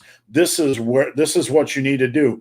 And you need to get up to 40s 3x9s and 45s 3x9s. So that's normal. Nothing's wrong. Nothing's broken. Stealthy Metroid probably goes. All right. Thank you, Captain Obvious. You might be the mansplainer of the day. You're talking to somebody that's been coding since your mom was in diapers. So seriously, thanks for the mansplaining. You actually had the punch cards when you were programming computers, right, Steve? Y'all had to actually put the punch cards in the computer? I had a tape drive, dude. I had a cassette drive, a Tandy cassette drive. It stored on. Dude, I used to build computers for a living. I mean, that was my business. I used to program. I think we got that stuff figured out. All right. Larry, recommended doses for magnesium glycinate and D3 for health bodybuilding. Is this overkill? No, those are the dosages I would recommend. Those 400 milligrams of magnesium glycinate and 5,000 IU of D3 daily. If you're not getting enough sunlight, definitely. Those both are quality dosages. No arguments or complaints there. All right, what do we got next? Can you increase your natural metabolism and change your natural hormonal chemistry? Can you? Well, I don't like the word increase, Sarah. Improve. Yes, you can improve. I've had many people that I work with that have decreased their metabolism and hormonal chemistry. The body is a very complex system, and you need to move, and you need to probably challenge yourself with resistance training. You need to eat properly. You need to sleep properly. All those basic things. You have to try to have less stress in your life, but all these things can impact your hormonal chemistry. Robert, what would you add to that? Increase natural metabolism. Clean up your diet. Focus on resistance training. I mean, that naturally boosts metabolism. Losing fat, building more muscle does all that. Getting enough sleep, all of that alters your hormone profile, your metabolism. Mitigating stress as well. Those have profound impacts on hormones and metabolism as well. It's the same stuff we always say: diet, exercise, sleep, stress management. That those all play huge dividends into how your metabolism works and your hormonal makeup. All right, what do we got? Dave Argentina, Meet the Feebles is real. Very early Peter Jackson. I didn't know it was early. I thought maybe it was after the Lord of the Rings. Greg Duvier, use Firefox. Greg, I love you, my friend, but Firefox was the original sucker of all RAM. I actually moved on past Firefox years ago because the original versions would suck the RAM right out of your computer. I'm not sure if it's any better right now, but I have to keep multiple browsers up. I have to keep Opera up, and I have to keep Google Chrome up for various different reasons. Basically, because one of the reasons why is anybody that's been on the internet for a period of time has like 700 different Google accounts, and my YouTube is run through Opera. which is one Google account. I have to keep that open on one window. And then on Google Chrome, I have to keep another Google account open. So very complex stuff. But Firefox, I don't know. What browser do you use, Robert?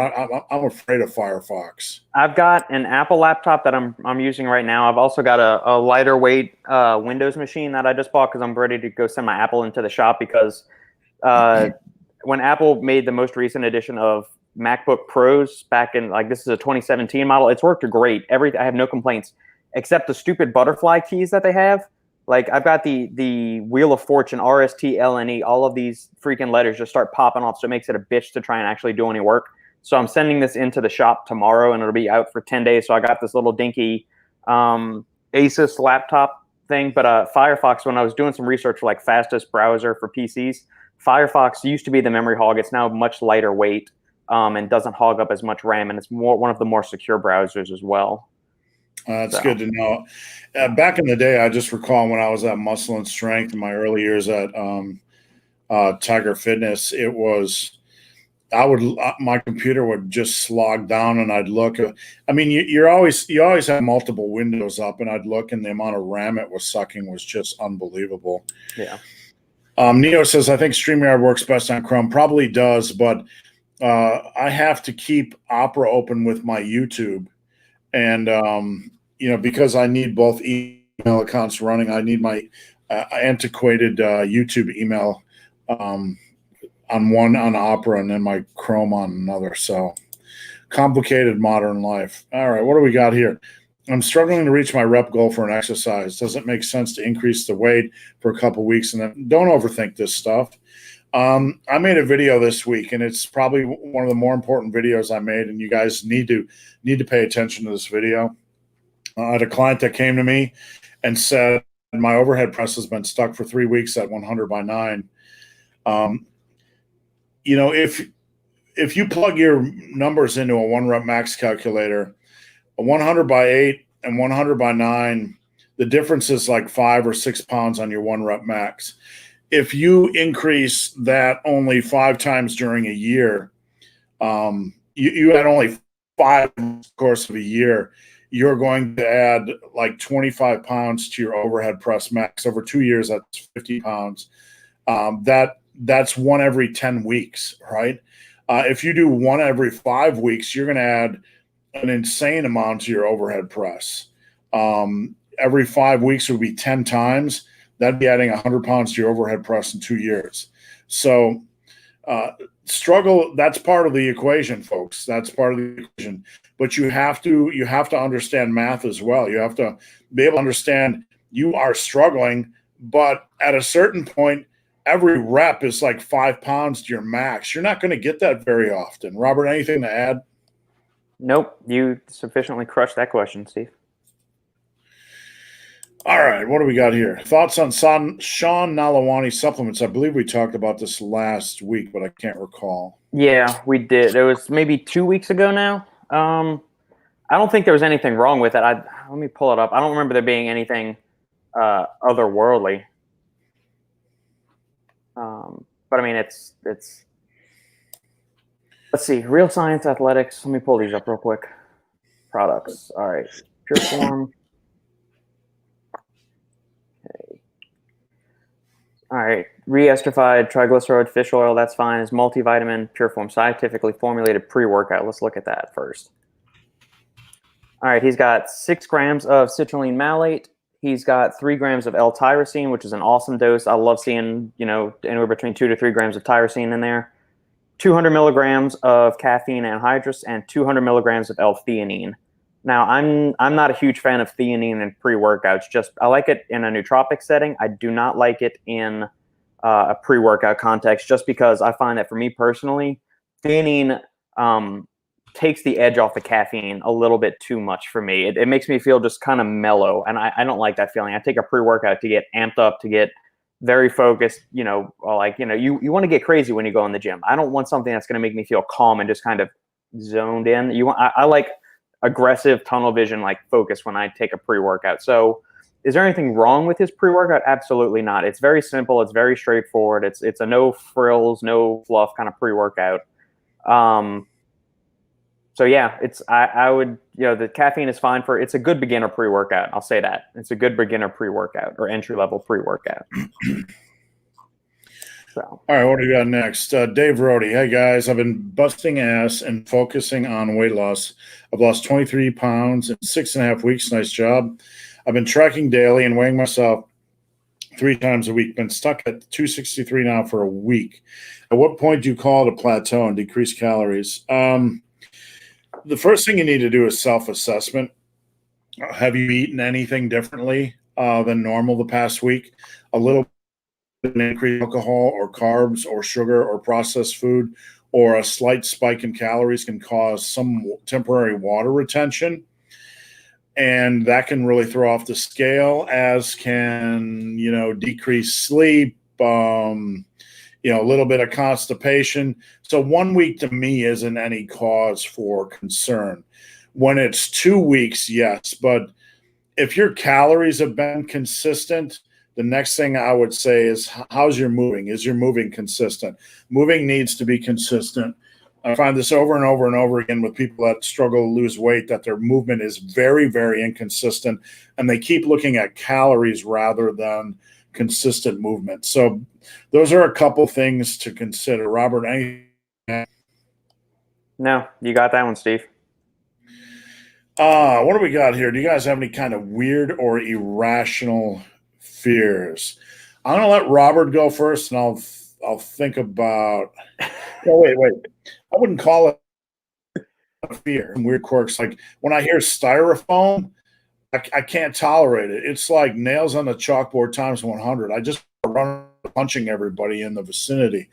Styrofoam drives me absolutely crazy. So I wouldn't call it a fear, but I can't get my head underwater. When I was young, my father threw me in a lake, and just it was the 70s. They were drunk. They watched me bob around for a while, and like something psychological inside, I can't get my head underwater. So those are my 2 quirks. How about you, Robert? Weird or irrational fears? I don't think so. I'd like to think I'm pretty well adjusted with most things, and I'm rational and realistic. I don't think I have any irrational fears. Like you, there's certain sounds I don't like. Like I don't like the sound of the shrill sound of my mother-in-law's voice when she gets really loud and excited over something. It kind of sounds like nails on a chalkboard, and she's never going to watch this, so I don't mind saying it. What else? Stupid people. You can't you can't talk with, like, if somebody doesn't have a base level of understanding or can reason through something. I guess that's more of a frustration. It's not really a fear, but it's like it's there needs to be like a base level of intelligence. Or if somebody's you're trying to have a civil conversation or dialect with somebody, and they come like throw all these straw man arguments or just nonsensical rebuttals towards you, at that point I check out, and I can't deal with you. If you can, I can discuss any topic with any person, as long as you're approaching it from a place of respect and like a baseline of intelligence, reasoning, and understanding, then that's fine. But man, I guess so. It's kind of a tangential answer to this question, but yeah. I don't know. I'm right there with you. I mean, it's hard to, like, if you can't have an intelligent discussion with somebody, like if I'm talking with you, Robert, and you say there's a logical flaw in your thinking, I'm going to listen to that logical flaw and I'll be like, he's right. So perhaps I'm being dogmatic rather than logical. But a lot of people can't, interact on that level. It's all emotional. It's all attack. It's all dig in and fight. And you can't discuss or debate with people. Like, bring up masks on your, Facebook and just watch the chaos ensue. A lot of people will assume like your opinion. If I post something, Biden sniffing a girl's neck, people will assume I'm like some hardcore conservative or whatever. I mean, just that kind of crap irritates me. Yeah. And I do have a fear of being in a room alone with them together and wanting to punch them. So I guess that's a fear. How's it going, guys? How's it going, Ned? If we can get anything to load here. Internet is spotty. Sorry, guys. What's up? What's going on? What's up, cash flow? Sorry, I'm clicking on these things and it's taking a while to load, so we're having some internet problems today. I have to say I was skeptical with the online coaching, but after signing up with you, I've changed completely. I'm really glad to hear that, and I don't know who you are by your name, so I appreciate you allowing me to help. But the name's just not familiar, so maybe you can give me a nudge, let me know who you are. But I appreciate that. I try to interact with my clients every single day. If you guys are interested in coaching, you can come to me.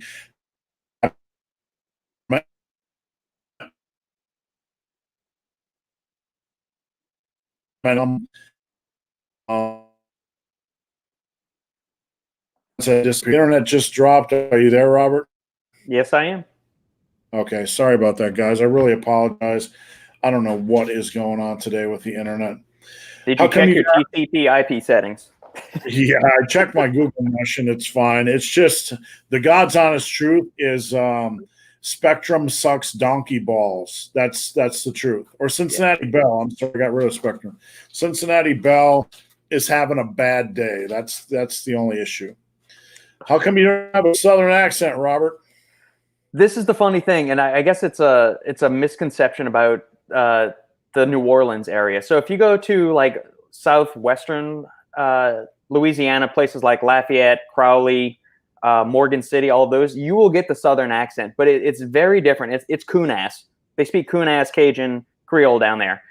It's not the Southern accents that you're going to see if you go down to like Florida or Alabama, Mississippi, Arkansas. It's not the like one of those kind of Southern accents. It's New Orleans has a very unique kind of culture, and it's almost more of like Bronx, Brooklyn, and New York at times than it is like the Southern drawl that you would get from one of like the old Southern states. It's different, and so nobody in my family really has like the quintessential Southern drawl.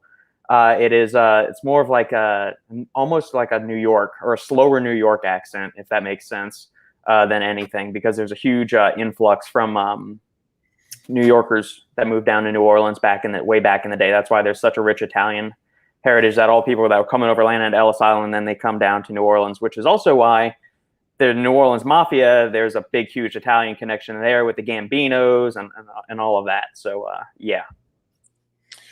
I will tell you, I come from, and perhaps I still have some of my cheesehead accent, but I can spot a Wisconsin accent a million miles away. And, it might sound self-loathing, but I hate the accent. I mean, I just find the accent hilarious. I grew up with a lot of my parents having relatives that had, how are you doing, Stevie? Go get your shoes. How about the Packers? Every fucking sentence, had, at the end, that's literally how my aunt talked. Oh, the Packers are going to do good this year. I went to the store, I bought some broccoli, I mean, it's like, I don't want to talk like that. Can you imagine having sex with somebody like that? Like, oh, that was good right there. Yeah. That's good there, right there. Oh, yeah. Like, what the fuck? This podcast is officially off the rails. We've lost everybody now. Oh yeah, that's all right. So that's a pet peeve for you, Steve. What abide is either when people say like in front of everything, or when they end every sentence with right. We're gonna go do this today, right? Can you hand me that, right? I'm thinking, fuck you. Do you understand how to use English properly? Doesn't California have some sort of a developing accent or fluctuation at where they talk like this? Some elevation, an inflection at the end of every sentence. I was reading about tech speak or something. I believe it's like Northern California or somewhere out in the tech industry. So I don't know. I'm not really paying attention, but somebody knew something about it. Just leave it. Fuck California. We'll leave it at that. Yeah, I mean, seriously, I'd buy everybody that wants a free ticket to California. They can start their own country. I really don't give a shit anymore. My thoughts on Fargo making mass mandatory would get me canceled. Fargo of all places. I mean, seriously, that's funny. Making masks mandatory. I don't wear a mask. I'm sorry, I don't. And I don't go anywhere that makes them mandatory. I just don't. I'm sorry. I'm not sorry. Nope, I'm not. It's gonna be interesting when But I go to vote. I'm gonna is go what do it early is. voting this coming week, and we're gonna see what happens when I walk in with no mask.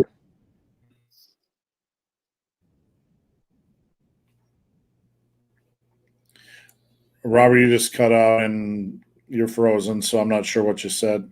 I said it's going to be interesting when I go to do early voting this coming week, and every place has a mask sign up. I'm just going to walk in and just go vote without one. Yeah, what do they do? Kick you out? Yep. I'm your big fan. I appreciate that. Trey, Silver Shamrock.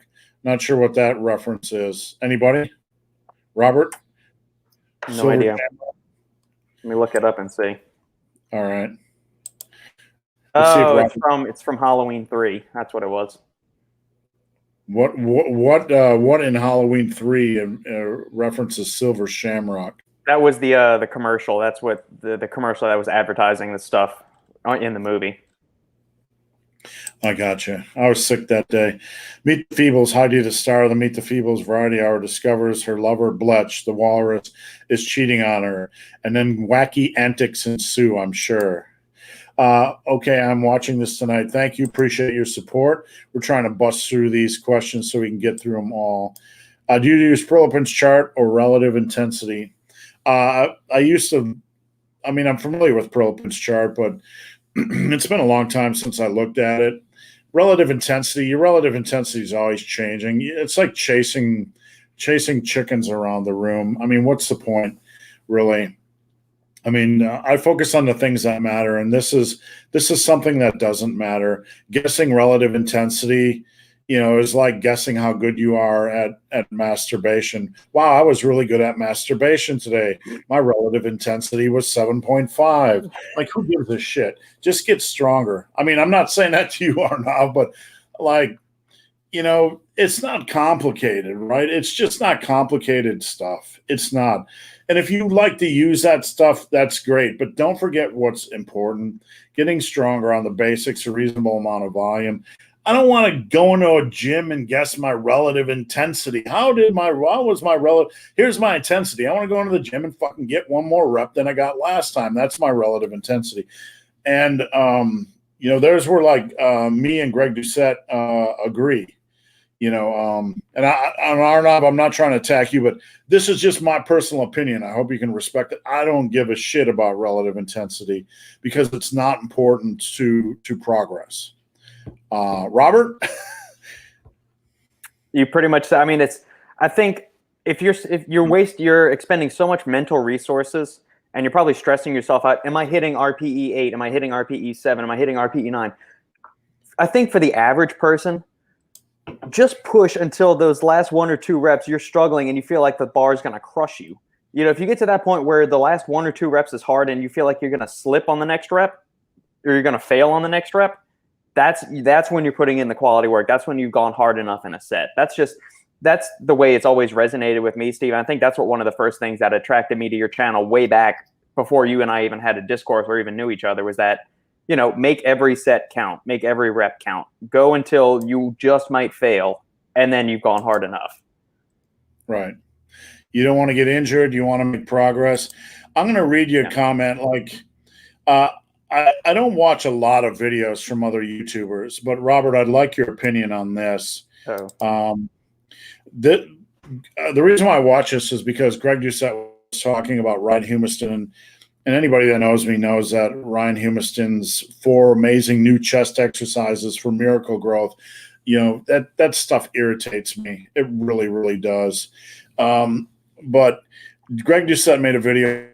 And Ryan Humiston was telling how the bench press was the worst exercise, and Greg Doucette was lighting him on fire, and I was enjoying every second of it. But Greg Doucette made a comment, had a quote in that video, and I want your reaction, Robert. It says, "Training hard is more important than training right."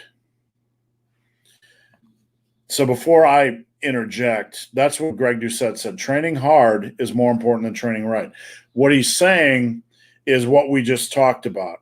Training hard, pushing for that progression, pushing for that strength, going into the gym and giving it is more important than trying to over optimize and have everything in its little shelf in the perfect corner. I know, would you not agree that there are hundreds and thousands of guys out there that have built muscle that don't know shit about the muscle building process just because they train hard and got a lot stronger? Yeah, I would agree with 100% of that. I think I would argue with Greg's wording of that, because to me, Right. training right is training hard.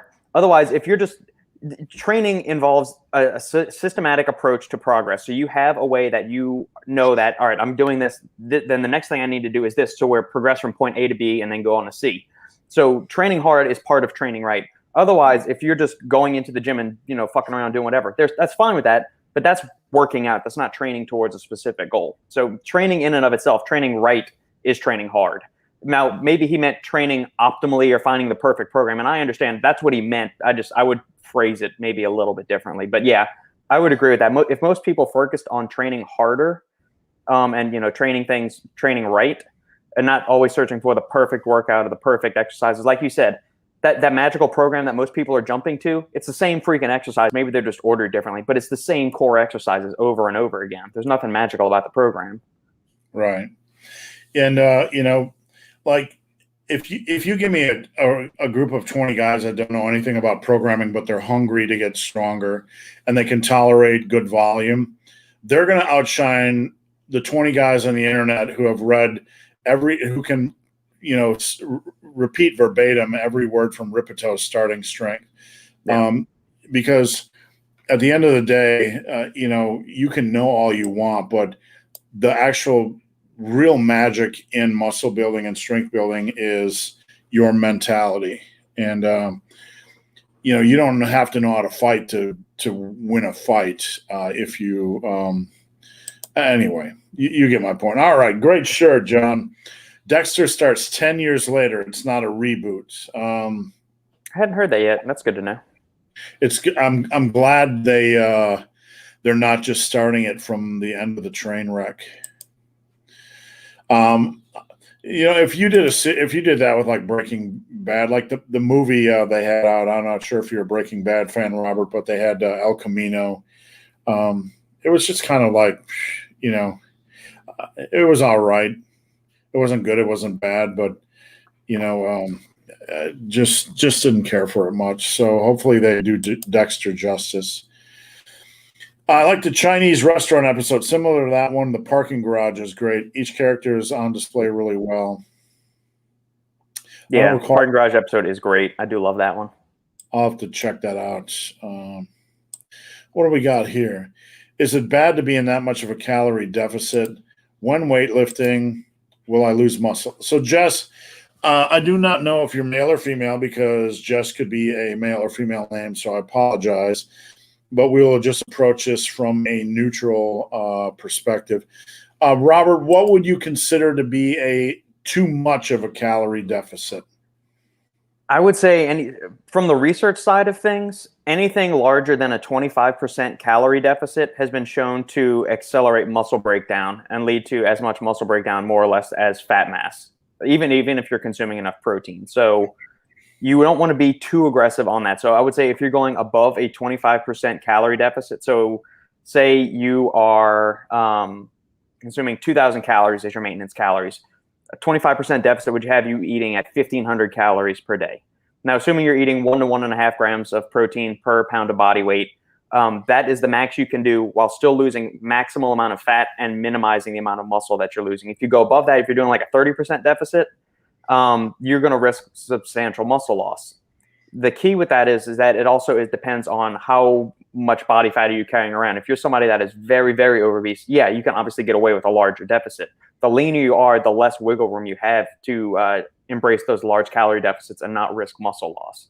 So that's where I would say, from the research side, using people that are of relatively healthy body composition, men somewhere in like the 15 to 20, 23% body fat range, going at 25% deficit, anywhere between 10 to 25% calorie deficits are okay to not worry too much about muscle loss. The only thing I'll add to what Robert said, and this is, I get a lot of big guys that come to me that saw my transformation, and they're worrying about muscle loss. If you are over 40 and you're over 300 pounds, when you're dead, you don't have any muscles. So save your own life, seriously, because we all know that there are many men in their late 40s and 50s that die of a heart attack, and you're on that path. So please, and in addition, you face things like neuropathy. So muscle loss is the last thing you need to worry about right now. You need to worry about staying on this planet first and foremost. When it comes to muscle memory, if you do lose any muscle, if you continue to train hard at the end of the road, you will get that muscle back. So, are you going to lose 30 pounds of muscle? Nah. I mean, it would have to be an extreme diet. But like Robert said, too much of a calorie deficit, you encourage more muscle loss. But, just know either way, you're going to get it back at the end of the road. So take care of yourself. I think Lindsay is a fellow Scot for some reason. That could be. White rice in the blender from Purple Jerry. I don't know. What would you be making if you got white rice in the blender? Maybe a shake. That could be his carb source instead of using rolled oats or something like that. Use that as the carb source for your mass gaining shake. I could see you sticking a little Greek yogurt in there and making some creamy concoction, but I'm not sure how you would, drink that. So, Godspeed to you, sir. I'd be curious what you're doing with it. Is there some supplements that will help with deep quality sleep? I got to tell you, Robert, of all the puzzles in working with clients, that's the most frustrating, is trying to people come to you with sleep issues and having no real, it's such a complicated puzzle, and such a much bigger issue than we ever really talk about. Agreed. Yeah. Maybe that's the next list we need to put up on there, Steve, because we got the creatine, we've got the pre-workout, we've got the nootropics, and the multivitamins. I guess our next one to tackle for the site is sleep aids. Some ingredients to look out for, Stein. L-theanine, anywhere between 200 to 500 milligrams at night. I like ashwagandha as well. The Sensoril or the Shodan one I find to be most effective for sleep. KSM is good for relaxing, although sometimes I've heard various anecdotal accounts that it's a little bit more energizing among the ashwagandha forms out there. Valerian root is another good one. GABA could be good. Melatonin. Phenibut is a really aggressive, super strong sleep aid / nootropic, but it's very hard to come by, and it's got a lot of unintended side effects for a lot of people, to the point where it can increase. It has addictive properties. It comes with withdrawal, habituation, and actually, if you use it too much, it can actually cause insomnia. So I don't typically recommend that supplement, and it's in more of the aggressive or hardcore sleep aid you'll find on the market. But stick with a regimen of like theanine, glycine. So 200 to 500 milligrams of L-theanine, 3 grams of glycine, anywhere between 0.3 milligrams to 10 milligrams of melatonin. That's one ingredient that is very, very hit or miss for people. Just because you've got to find the right dosage. Some people get massive brain fog the next morning or feel super groggy if they take too high a dose of it. So I always tell people to start on the low end, 0.3 to 0.5 milligrams, and just kind of titrate the dose up there. But those work really well. Lemon balm extract could be really good too. Most of these things are all working on the GABA neurotransmitter, which is the body's primary inhibitory neurotransmitter. So it's the calming, the downer neurotransmitter in the body. So a really simple sleep stack could be 200 milligrams of L-theanine, 3 grams of glycine, 600 milligrams of lemon balm, and 0.3 milligrams to half to 1 milligram of melatonin, and you'd be set. Sorry, Robert, you froze up there at the end. Robert, one of my clients was taking melatonin, and he said to me, I believe he said he didn't know if it was working, but that he noticed that his dreams were more vivid. And my response to him was that if your dreams are more vivid, that's usually a sign that you're in deeper REM sleep. So that's a good sign. Am I correct in that assessment, Robert? Yeah, that based on my interactions with melatonin and what you're describing, yeah, I would say he's getting a deeper sleep. And most of the research on melatonin specifically is that it improves jet lag symptoms, like people that are traveling cross country or cross continental or something like that. It helps them reacclimate to get back on their normal circadian rhythms, and it also improves sleep latency. So how quickly you're able to fall asleep at night once your head hits the pillow. That's where melatonin's main benefit is. But there's a few other smattering of studies showing improved sleep quality and various sleep index scores, like the Pittsburgh Sleep Index is one that is a common one used for a lot of sleep studies. All right, new season of Dexter coming. You know what? I have a rule, and I don't know if you have the same rule, Robert, but I've been burned so many times by TV shows that I don't watch them until the series ends. I just don't. Yeah. I mean, I was burned by Lost. I was burned by Carnival. I was burned by Deadwood. Just things like that. I won't watch a season until, and especially after Lost and Yeah. Dexter, I won't watch the show until I know it ends properly. Oh, that's what Game of Thrones, the final season of Game of Thrones was a shit show too. I kind of feel like I didn't watch that until like the whole series or the first 7 seasons were done. There were 8 seasons, I think. And Sane and I, put off just watching it. Her family kept saying we should watch it. It was so awesome in this. And my brother read a few of the books.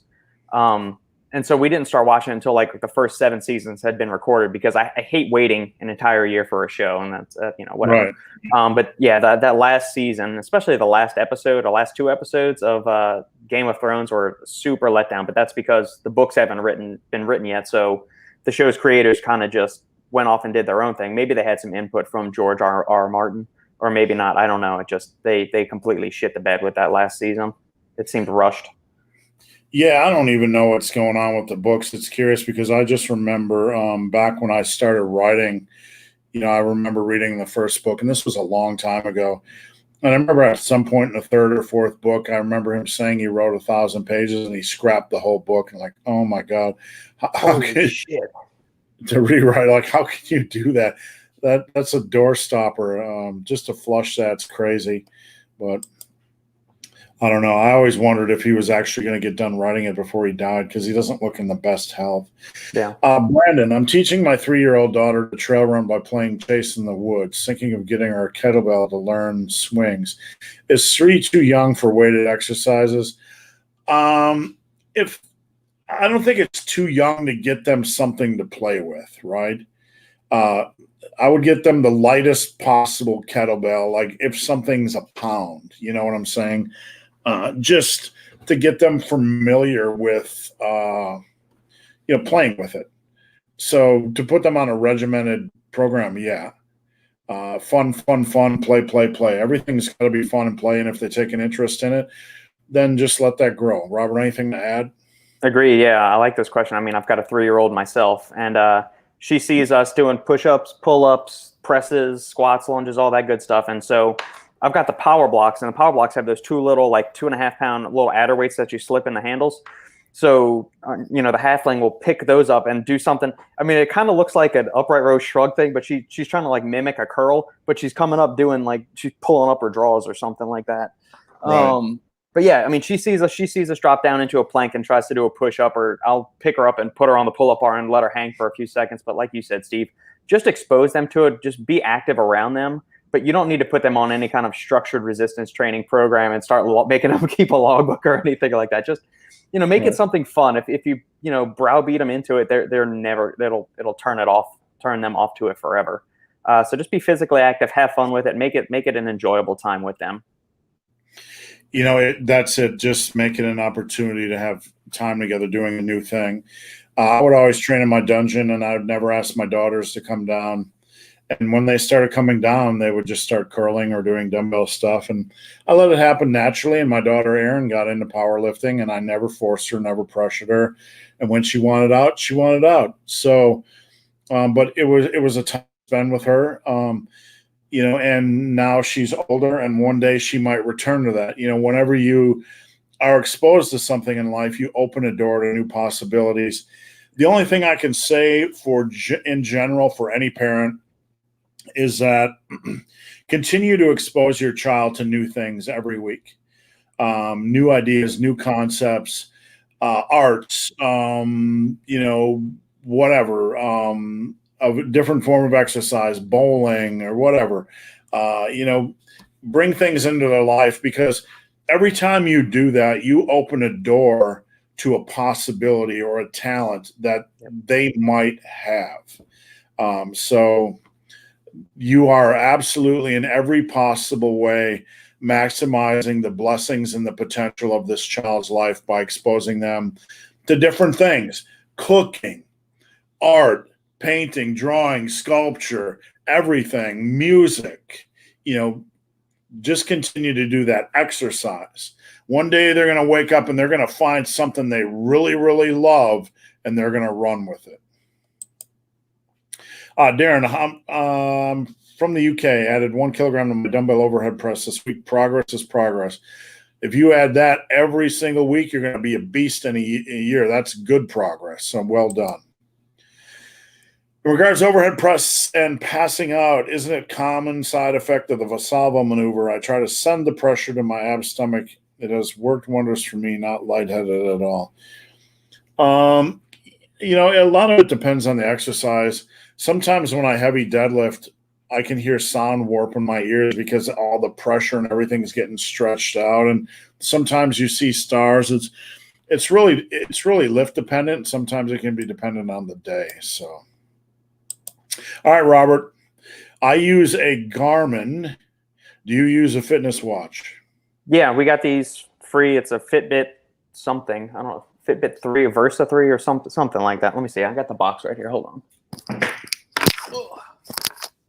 I use a Garmin. I actually have to use it more frequently because I'm getting like a scar right there. It's the Fitbit Charge 3. And so my wife's health insurance things gave them to us for free. She's got Humana, whatever, through her school. And so if you get, you log so many steps and you get so many points, and then you get like a free Amazon gift card, or you can cash it in for restaurant gift cards or whatever of that. So I never saw the point in getting these, but hey, if it's something that, gives us money to go and spend on stuff. I mean, I'm already fairly active, so I don't do anything else with it. I'm not logging anything else. I just use this to track steps or whatever. So, but that's about it. I don't really rely on it for anything. I just do it so she gets some money. Yeah, I like using the Garmin because it's much better at GPS tracking than my phone. Anybody like phone, sometimes the GPS can just be hit or miss. Like my GPS can sometimes just stop for random reasons. The Garmin watch I use just for the GPS reasons. I want to be very precise with my running. I take it seriously, so I want to know, where I've gone, where I've been, what my times are, etc. All that other stuff, sleep and that kind of stuff. I actually wear a heart rate monitor around my chest when I run because that's much better than the heart rate monitor on the watches. But sleep tracking can be hit and miss on my Garmin. I've stopped wearing it at night. Sometimes it'll tell me I only got 4.5 hours of sleep. People will tell me I didn't have the watch snug enough. I did. I don't know what's going on. So I want to wear it at night. What do we got here? Lindsay, why is it impossible to train all the exercises you want to in a week? I was actually going to make a video about this week, Lindsay. One of the things I've always done over the years is rotated exercises. There's so many good back exercises that I would do deadlift and then barbell rows 1 week, deadlift, and then dumbbell rows 1 week. So you can rotate exercises. And, there's no reason why you can't do that. You can't rotate ththings or rotate intensity. No matter how much I plan to, there always seems to be one muscle group neglected bit, usually legs. I don't think you're alone in neglecting legs. But if you're doing so many exercises for one muscle group where you can't fit in another one, I would say you have to consider the possibility that there might be some junk volume in there, and you might need to focus on quality rather than quantity. Anything to add, Robert? Nope, you got that one, Steve. All right, what do we got here? I'm getting bigger. I'm getting stronger, but not bigger. Is it just dysmorphia? No, you need to track your arm size. You need to track your disappeared. We're back. I think we're back for a second. If you're not, you're guessing. I'm no idea. Robert, are you? Yeah, I'm still here. Steve's internet is going to get fired.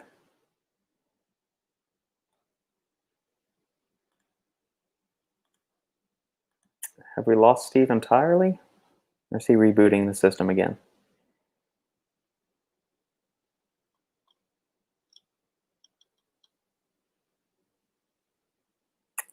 Steve is frozen.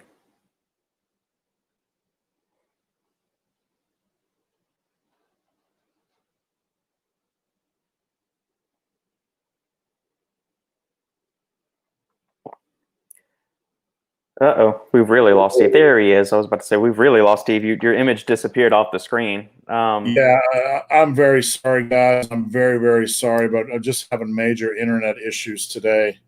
And who can figure out the puzzle? Look, if you have to track everything monthly, there are many people that come to me saying I'm not getting bigger. I say, what's your measurements the last 6 months? They have no clue. If you aren't tracking your measurements, then you have no business saying you're not getting any bigger. Adding a quarter inch to your arms every 3 months adds up very, very quickly. So you need to measure, and you also need to make sure, excuse me, that you are tracking your calories. The more precise you are with your nutrition, the more you can ensure that you're adding a pound of body weight a month and getting the most out of your numbers. Don't lie. So you have to become a slave to the numbers. Anything to add, Robert? No, I mean, strength adaptations are neurologically based primarily, and those are going to happen much faster than muscle. It's going to be easier to gain strength. Building muscle, seeing actual tangible, visible increases in muscle size are a slow, painstaking process. So it makes sense. You're going to get stronger, but you're probably getting bigger. It's just imperceptible at the moment. Look 6 months back from now, take progress photos, and you'll see a difference. I'm also going to add this because I see this quite often come across my path. Someone say they're getting stronger and they move their bench press from 45 pounds to 95 pounds over 8 months. You're not going to add a lot of muscle doing that. I'm sorry, but you're not. You move your dumbbell row from 20s to 45s. You're not going to add a lot of muscle. That's stronger, but that's not strong. Where you're going to add the most muscle is going from there to a 150-pound dumbbell row, or from a 95, say your bench is up to 95 by 7, you get it up to 225 by 7. That's where you're going to see the most muscle. So getting stronger is relative. I see a lot of people that have gotten stronger, but they need to get a lot stronger than they are now. You aren't going to have 17-inch arms with a 135-pound bench press unless you're a freak or fat. Can't muster up the courage to ask my dad to let me get back into the gym. I'm afraid he might say no. What if he might say yes? I don't know why you're afraid. I don't know your personal situations, but what's the downside of him saying no? You're already not in the gym, so all it does is open a door. Just go do it. Just go do it. And be kind when you ask. When I lived in Sacramento, I got a job because our Wisconsin accent, because the manager was from Wisconsin, recognized it and hired me on the spot. Yeah, there, hey, exactly. Cheeseheads recognize cheeseheads, and they usually bond over that. I'm 19 years old and 55 kilograms. Can I gain some weight and put on some muscle with home workouts? If you have the right equipment, absolutely. Dumbbells, barbells. Even if you only have a barbell and body weight exercises, you can. Yep. I don't like RPEs, or I don't know what RI, reps in reverse. I know what it is now. Sorry. There's no way a beginner or intermediate can tell between having 2 or 3 reps left. That's one of the reasons why something like the rep goal system, or even pushing a set for as many safe reps as possible, is valuable, because it trains you over the first couple of years to kind of understand how many reps you have left in the tank. So,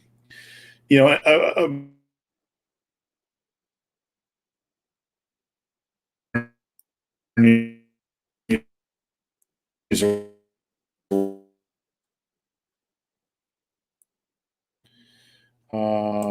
can't get this question to load. I can't get questions to load, so it's the internet is down to crap. Unplug the internet for a second. Are we there? Are we there? Hello, hello. Yep, I can hear you. The internet dropped and the questions aren't loading. I can't get the questions to load from StreamYard now, so we are at a I don't know what's going on, folks. There we go. Oh my God, it actually loaded. I'm really fucking sick of the internet today. To focus on helping you guys with all this stupid shit. I clicked on this stuff like 7. And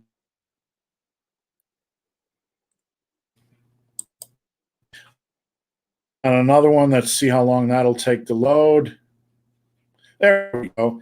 Opinion on Gorilla Mind's pre-workouts. Gorilla Mode. I think we covered this before, haven't we, Robert? We did one of their pre-workouts. Why don't you and I record a video on this, Steve, as well as the other supplements that we were talking about? We'll do that maybe next Monday if you got time, and we'll release both of those videos, or one this week and one next week or something, and we'll do that. Yeah. We'll break through all of them. Yeah, we need to sit down and knock out a few a day, just to provide some guidance for folks. Andrew Smart, how many reps with weight 12? Check out my book, Andrew. Above my head, superlivingtoday.com, Massive Iron. And it'll really fill you in on the basics of what it takes to build muscle. 8 sets of 8 reps is fine, in a general sense, but as you get stronger, you're overworking one movement pattern, and just doing one exercise. Programming is a very complicated thing, and to just look at one aspect of it doesn't do it justice. So that's fine as long as you're progressing, but I really would encourage you to maybe add a couple different exercises into that equation. I feel the fitness world is so focused on the optimal training frequency and fancy programs, but forgotten about sleep and recovery. Recovery is almost a lost art, Robert. They used to preach, you grow in between workouts, but I have a lot of guys that just want to gun it 5-6 days a week. They ask me what they want to do. They want to train. And I tell them, dude, you need to get a second hobby or something. Agreed. That was one of the things Jay said on the podcast. He said his biggest focus was that's why he took all of his supplementation. Because I asked him, said, how much does supplements really help somebody like of your stature? Do you really think they do much of anything? Because obviously, professional bodybuilders have all sorts of other kind of chemical enhancements and all that. But he said everything he did was targeted towards maximizing recovery. And if I think that's something useful to take from the bodybuilding culture, is their focus on proper nutrition and how much they emphasize recovery. I think that's something that, the average lifter could benefit from learning from the pro bodybuilding guys. When I am training normally, after 2 days, the third day, I feel like a slug, like I need to rest. Yep. Whether it's weights or running 2 hours a day. That's me. So you need to be really, really careful listening to your body. If you're training, if you have the capacity to train 6 days a week, either you're super young with and your body is just rocking, but even then you're headed down the train tracks where you face things like overuse injuries and stuff like that. Training is training. It needs to be done smart. You don't just do more. That's a problem even in the ultra running world where people just want to run more. Yeah. Nothing is optimal if you don't recover. That's right. Nothing's optimal if you're injured as well. Bingo. How many sets per session when you enter junk volume territory? I don't know. You have to, if you have a reasonable exercise selection, compounds, and then you move on to machines and you move on to isolations. If you can train longer than an hour and 15 minutes without, with normal rest periods, there's a good chance you probably aren't working hard enough. I get guys that come to me and say, I'm working out 2-3 hours a day. That's probably a bigger indicator indicator of a lot of junk volume than anything. Robert, what are your thoughts on that? I would say it's gonna be a little bit of a balance between training experience, what your weekly volume is looking like. So I mean, if you're doing 20 sets a week for chest, I would say you don't want to. You were going to want to break that up across 2 sessions. If we're talking total number of sets, somewhere between 16 to 20 to 24 sets. So if you're training chest, shoulders, and triceps, I think 24 sets as a max between those 3 muscle groups is you do much more above that. I think you're into junk volume territory. Now that's including compounds and isolation. So that's including your horizontal presses, your vertical presses, your side lateral raises, your rear delt raises, your overhead extensions, close grip bench, and stuff like that. For legs, if you're going hard enough, you could probably be done with just 12 sets in a leg session. Yeah, I mean, a lot of it is muscle dependent. Like if I go in and do squats and leg presses or squats and hack squats, and then you throw in, the need to do some hamstring work, which is usually RDL or whatever focused, that's a lot of big hitters. Yeah. So it's a lot to deal with. We know Fiona's hot. I picture Sandy as a petite little minx with abs and a year-round tan. Well, here's what I would recommend. Robert, you run a live video, Yes. live on Wednesdays, and Yes. I highly encourage everybody to subscribe to your YouTube channel. What's your YouTube channel, Robert? It is The Supplement Engineer. So youtube.com/The Supplement Engineer. There are a ton of supplement review videos on there with me and my lovely wife, Sandy, and we do a weekly live Q&A every Wednesday at 4:30 p.m. Central Standard Time, 5:30 p.m. Eastern Standard Time. So I've never met Sandy in person, but I've spent time with Robert. But you and Sandy used to do videos for Tiger Fitness. Robert is Sandy's like a bottle rocket. She just looks like full of energy and a little more. And I use the word wacky. I mean it in a good way. Like she's just got a full of energy, a good sense of humor. Is that accurate, Robert? Effervescent. She's all right. So if I'm like the perennially like just even keeled individual, she is like whoosh, like a bat out of hell. So I mean, she is super high energy. She is awesome. She is always everybody always asks her what is she on? What kind of drugs is she on? How much pre-workout or caffeine has she had? She has naturally been like that. Like since she was a kid, I've known her since she was a freshman in high school. We were both freshmen at the same time. She has been that way since 2001. When I first met her was 2001, 2002, somewhere around 2000. That was it, 2000. So for 20 years, she has been the exact same way. And she's basically looked the exact same way. She's thin. She's got some freckles on her face. She's awesome. She's super happy. Best friend, perfect partner, everything. Well, I would tell you, for anybody watching, you can learn a lot from me and Robert in that we have 2 wives that are both energetic. And that is a good thing, Yeah. because it keeps, as men, we need somebody that moves faster than us. So, yeah. We'll probably take a few weeks to add another kilogram. Getting old now. You'll get it, man. Just stay tough. Since adding more protein to my diet, weights are getting easier. Could be a function of calories as well. Do you think 12 weeks to better push-ups and pull-ups workout would work with pistol squats as well? First thing I'm going to say is, like, if you're struggling with pistol squats, I don't know, pistol squats are a weird exercise. Those are the single leg dealies for those not paying attention. I don't know if doing more is necessarily better. I mean, if you're struggling doing a few reps with pistol squats, I can see practicing them every day, but I don't know about volume. What do you think, Robert? I don't know the 12 weeks program specifically, but if you're going to dedicate 3 months of your life to getting better at something, yeah, you're going to get better at it, provided you're practicing properly and allowing yourself adequate recovery. Pistol squats require a pretty significant amount of ankle mobility and ankle flexion.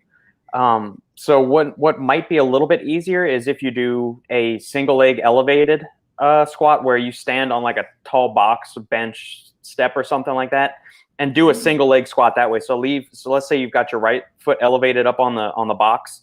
Let your left leg dangle down so where you can drop down, and it allows for a little bit more natural movement of your squatting mechanics, single leg movements.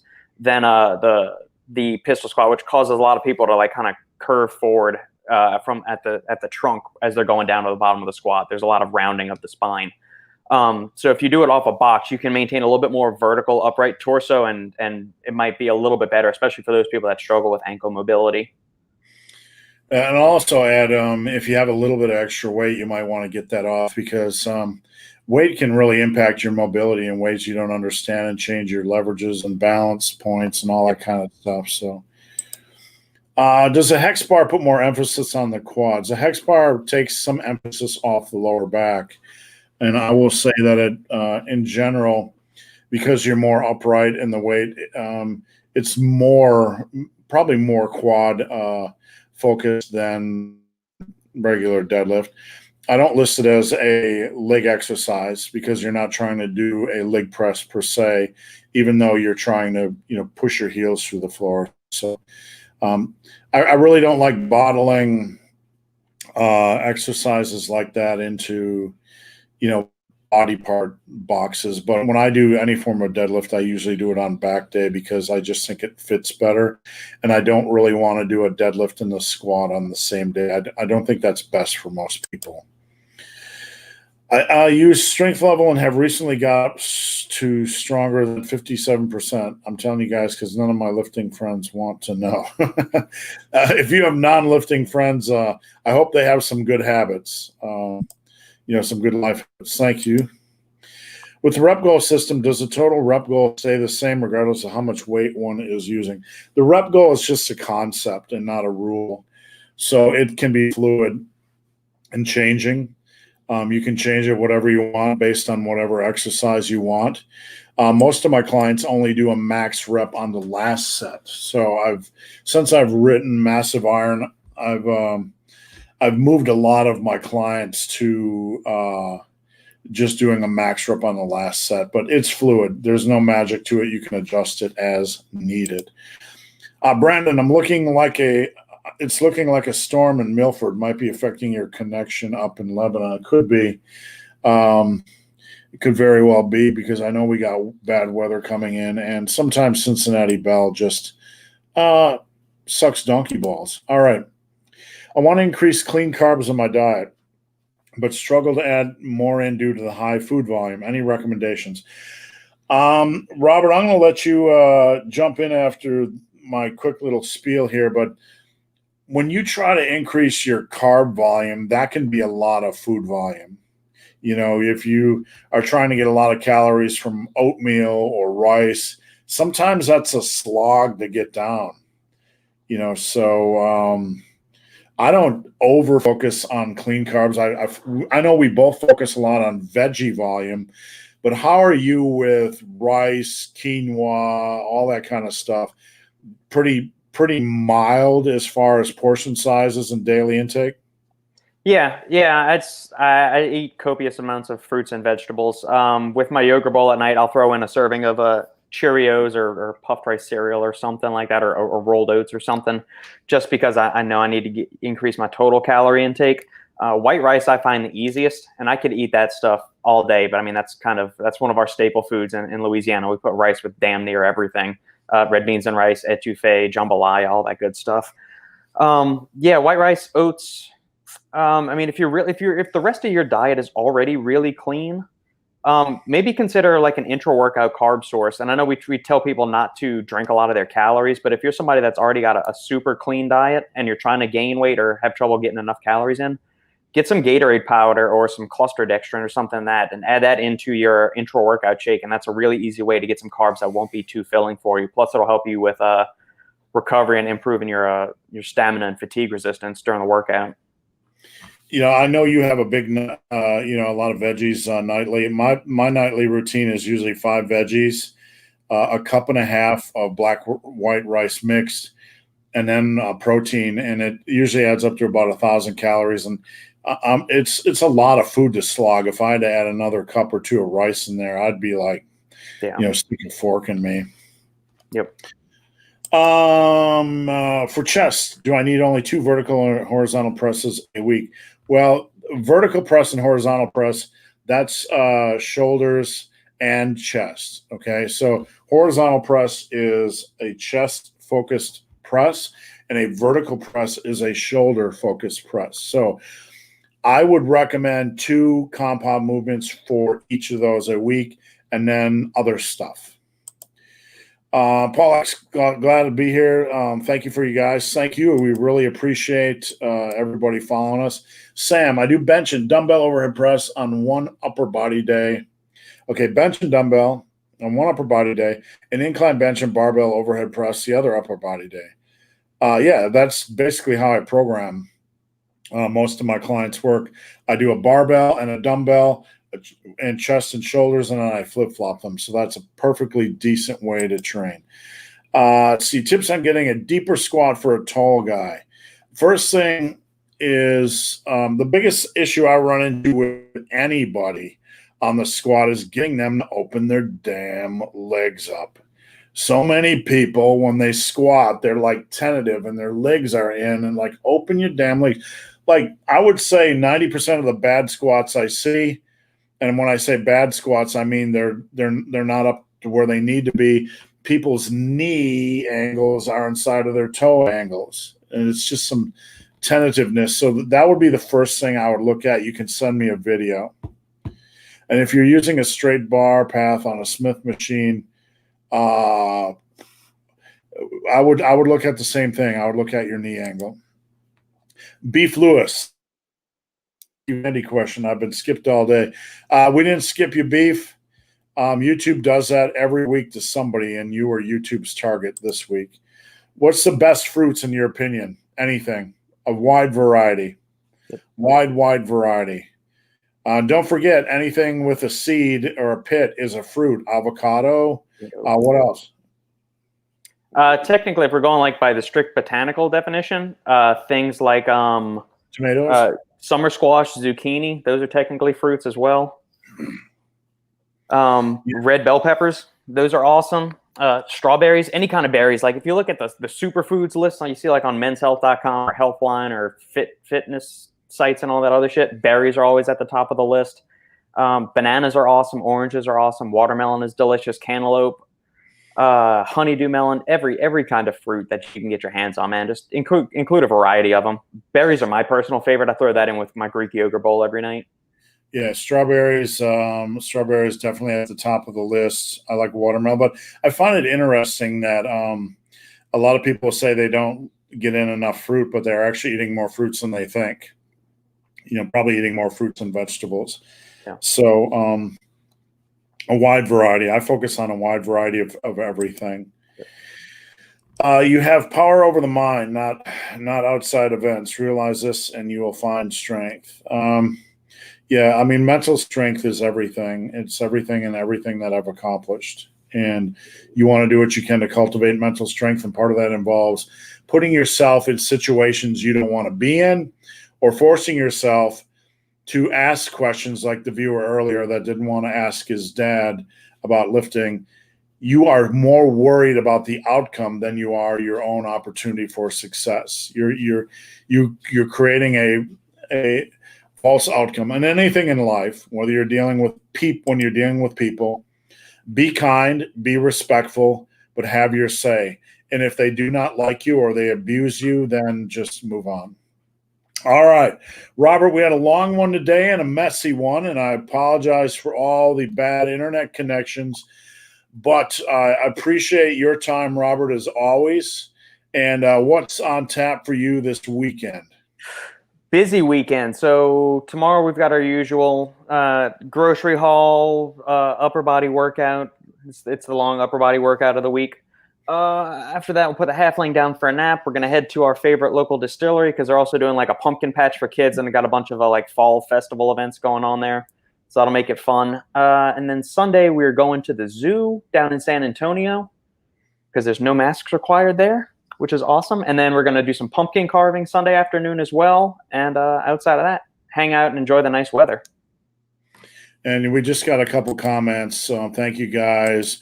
Look, I can't tell you guys enough how much it means to me to be able to do this for a living. Mm-hmm. So sometimes at the end of our lives, we rush because we got a lot of things to get through, and I really apologize. But I want your guys' questions. Get them in as early as you can.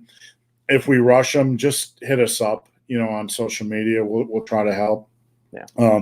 I got a 3-hour and 15-minute run tomorrow, and then a 2-hour run on Sunday. And in between that, I'm going to try not to drink copious amounts of beer. So have a great weekend, guys, and we'll see you next Friday at 11 a.m. Eastern.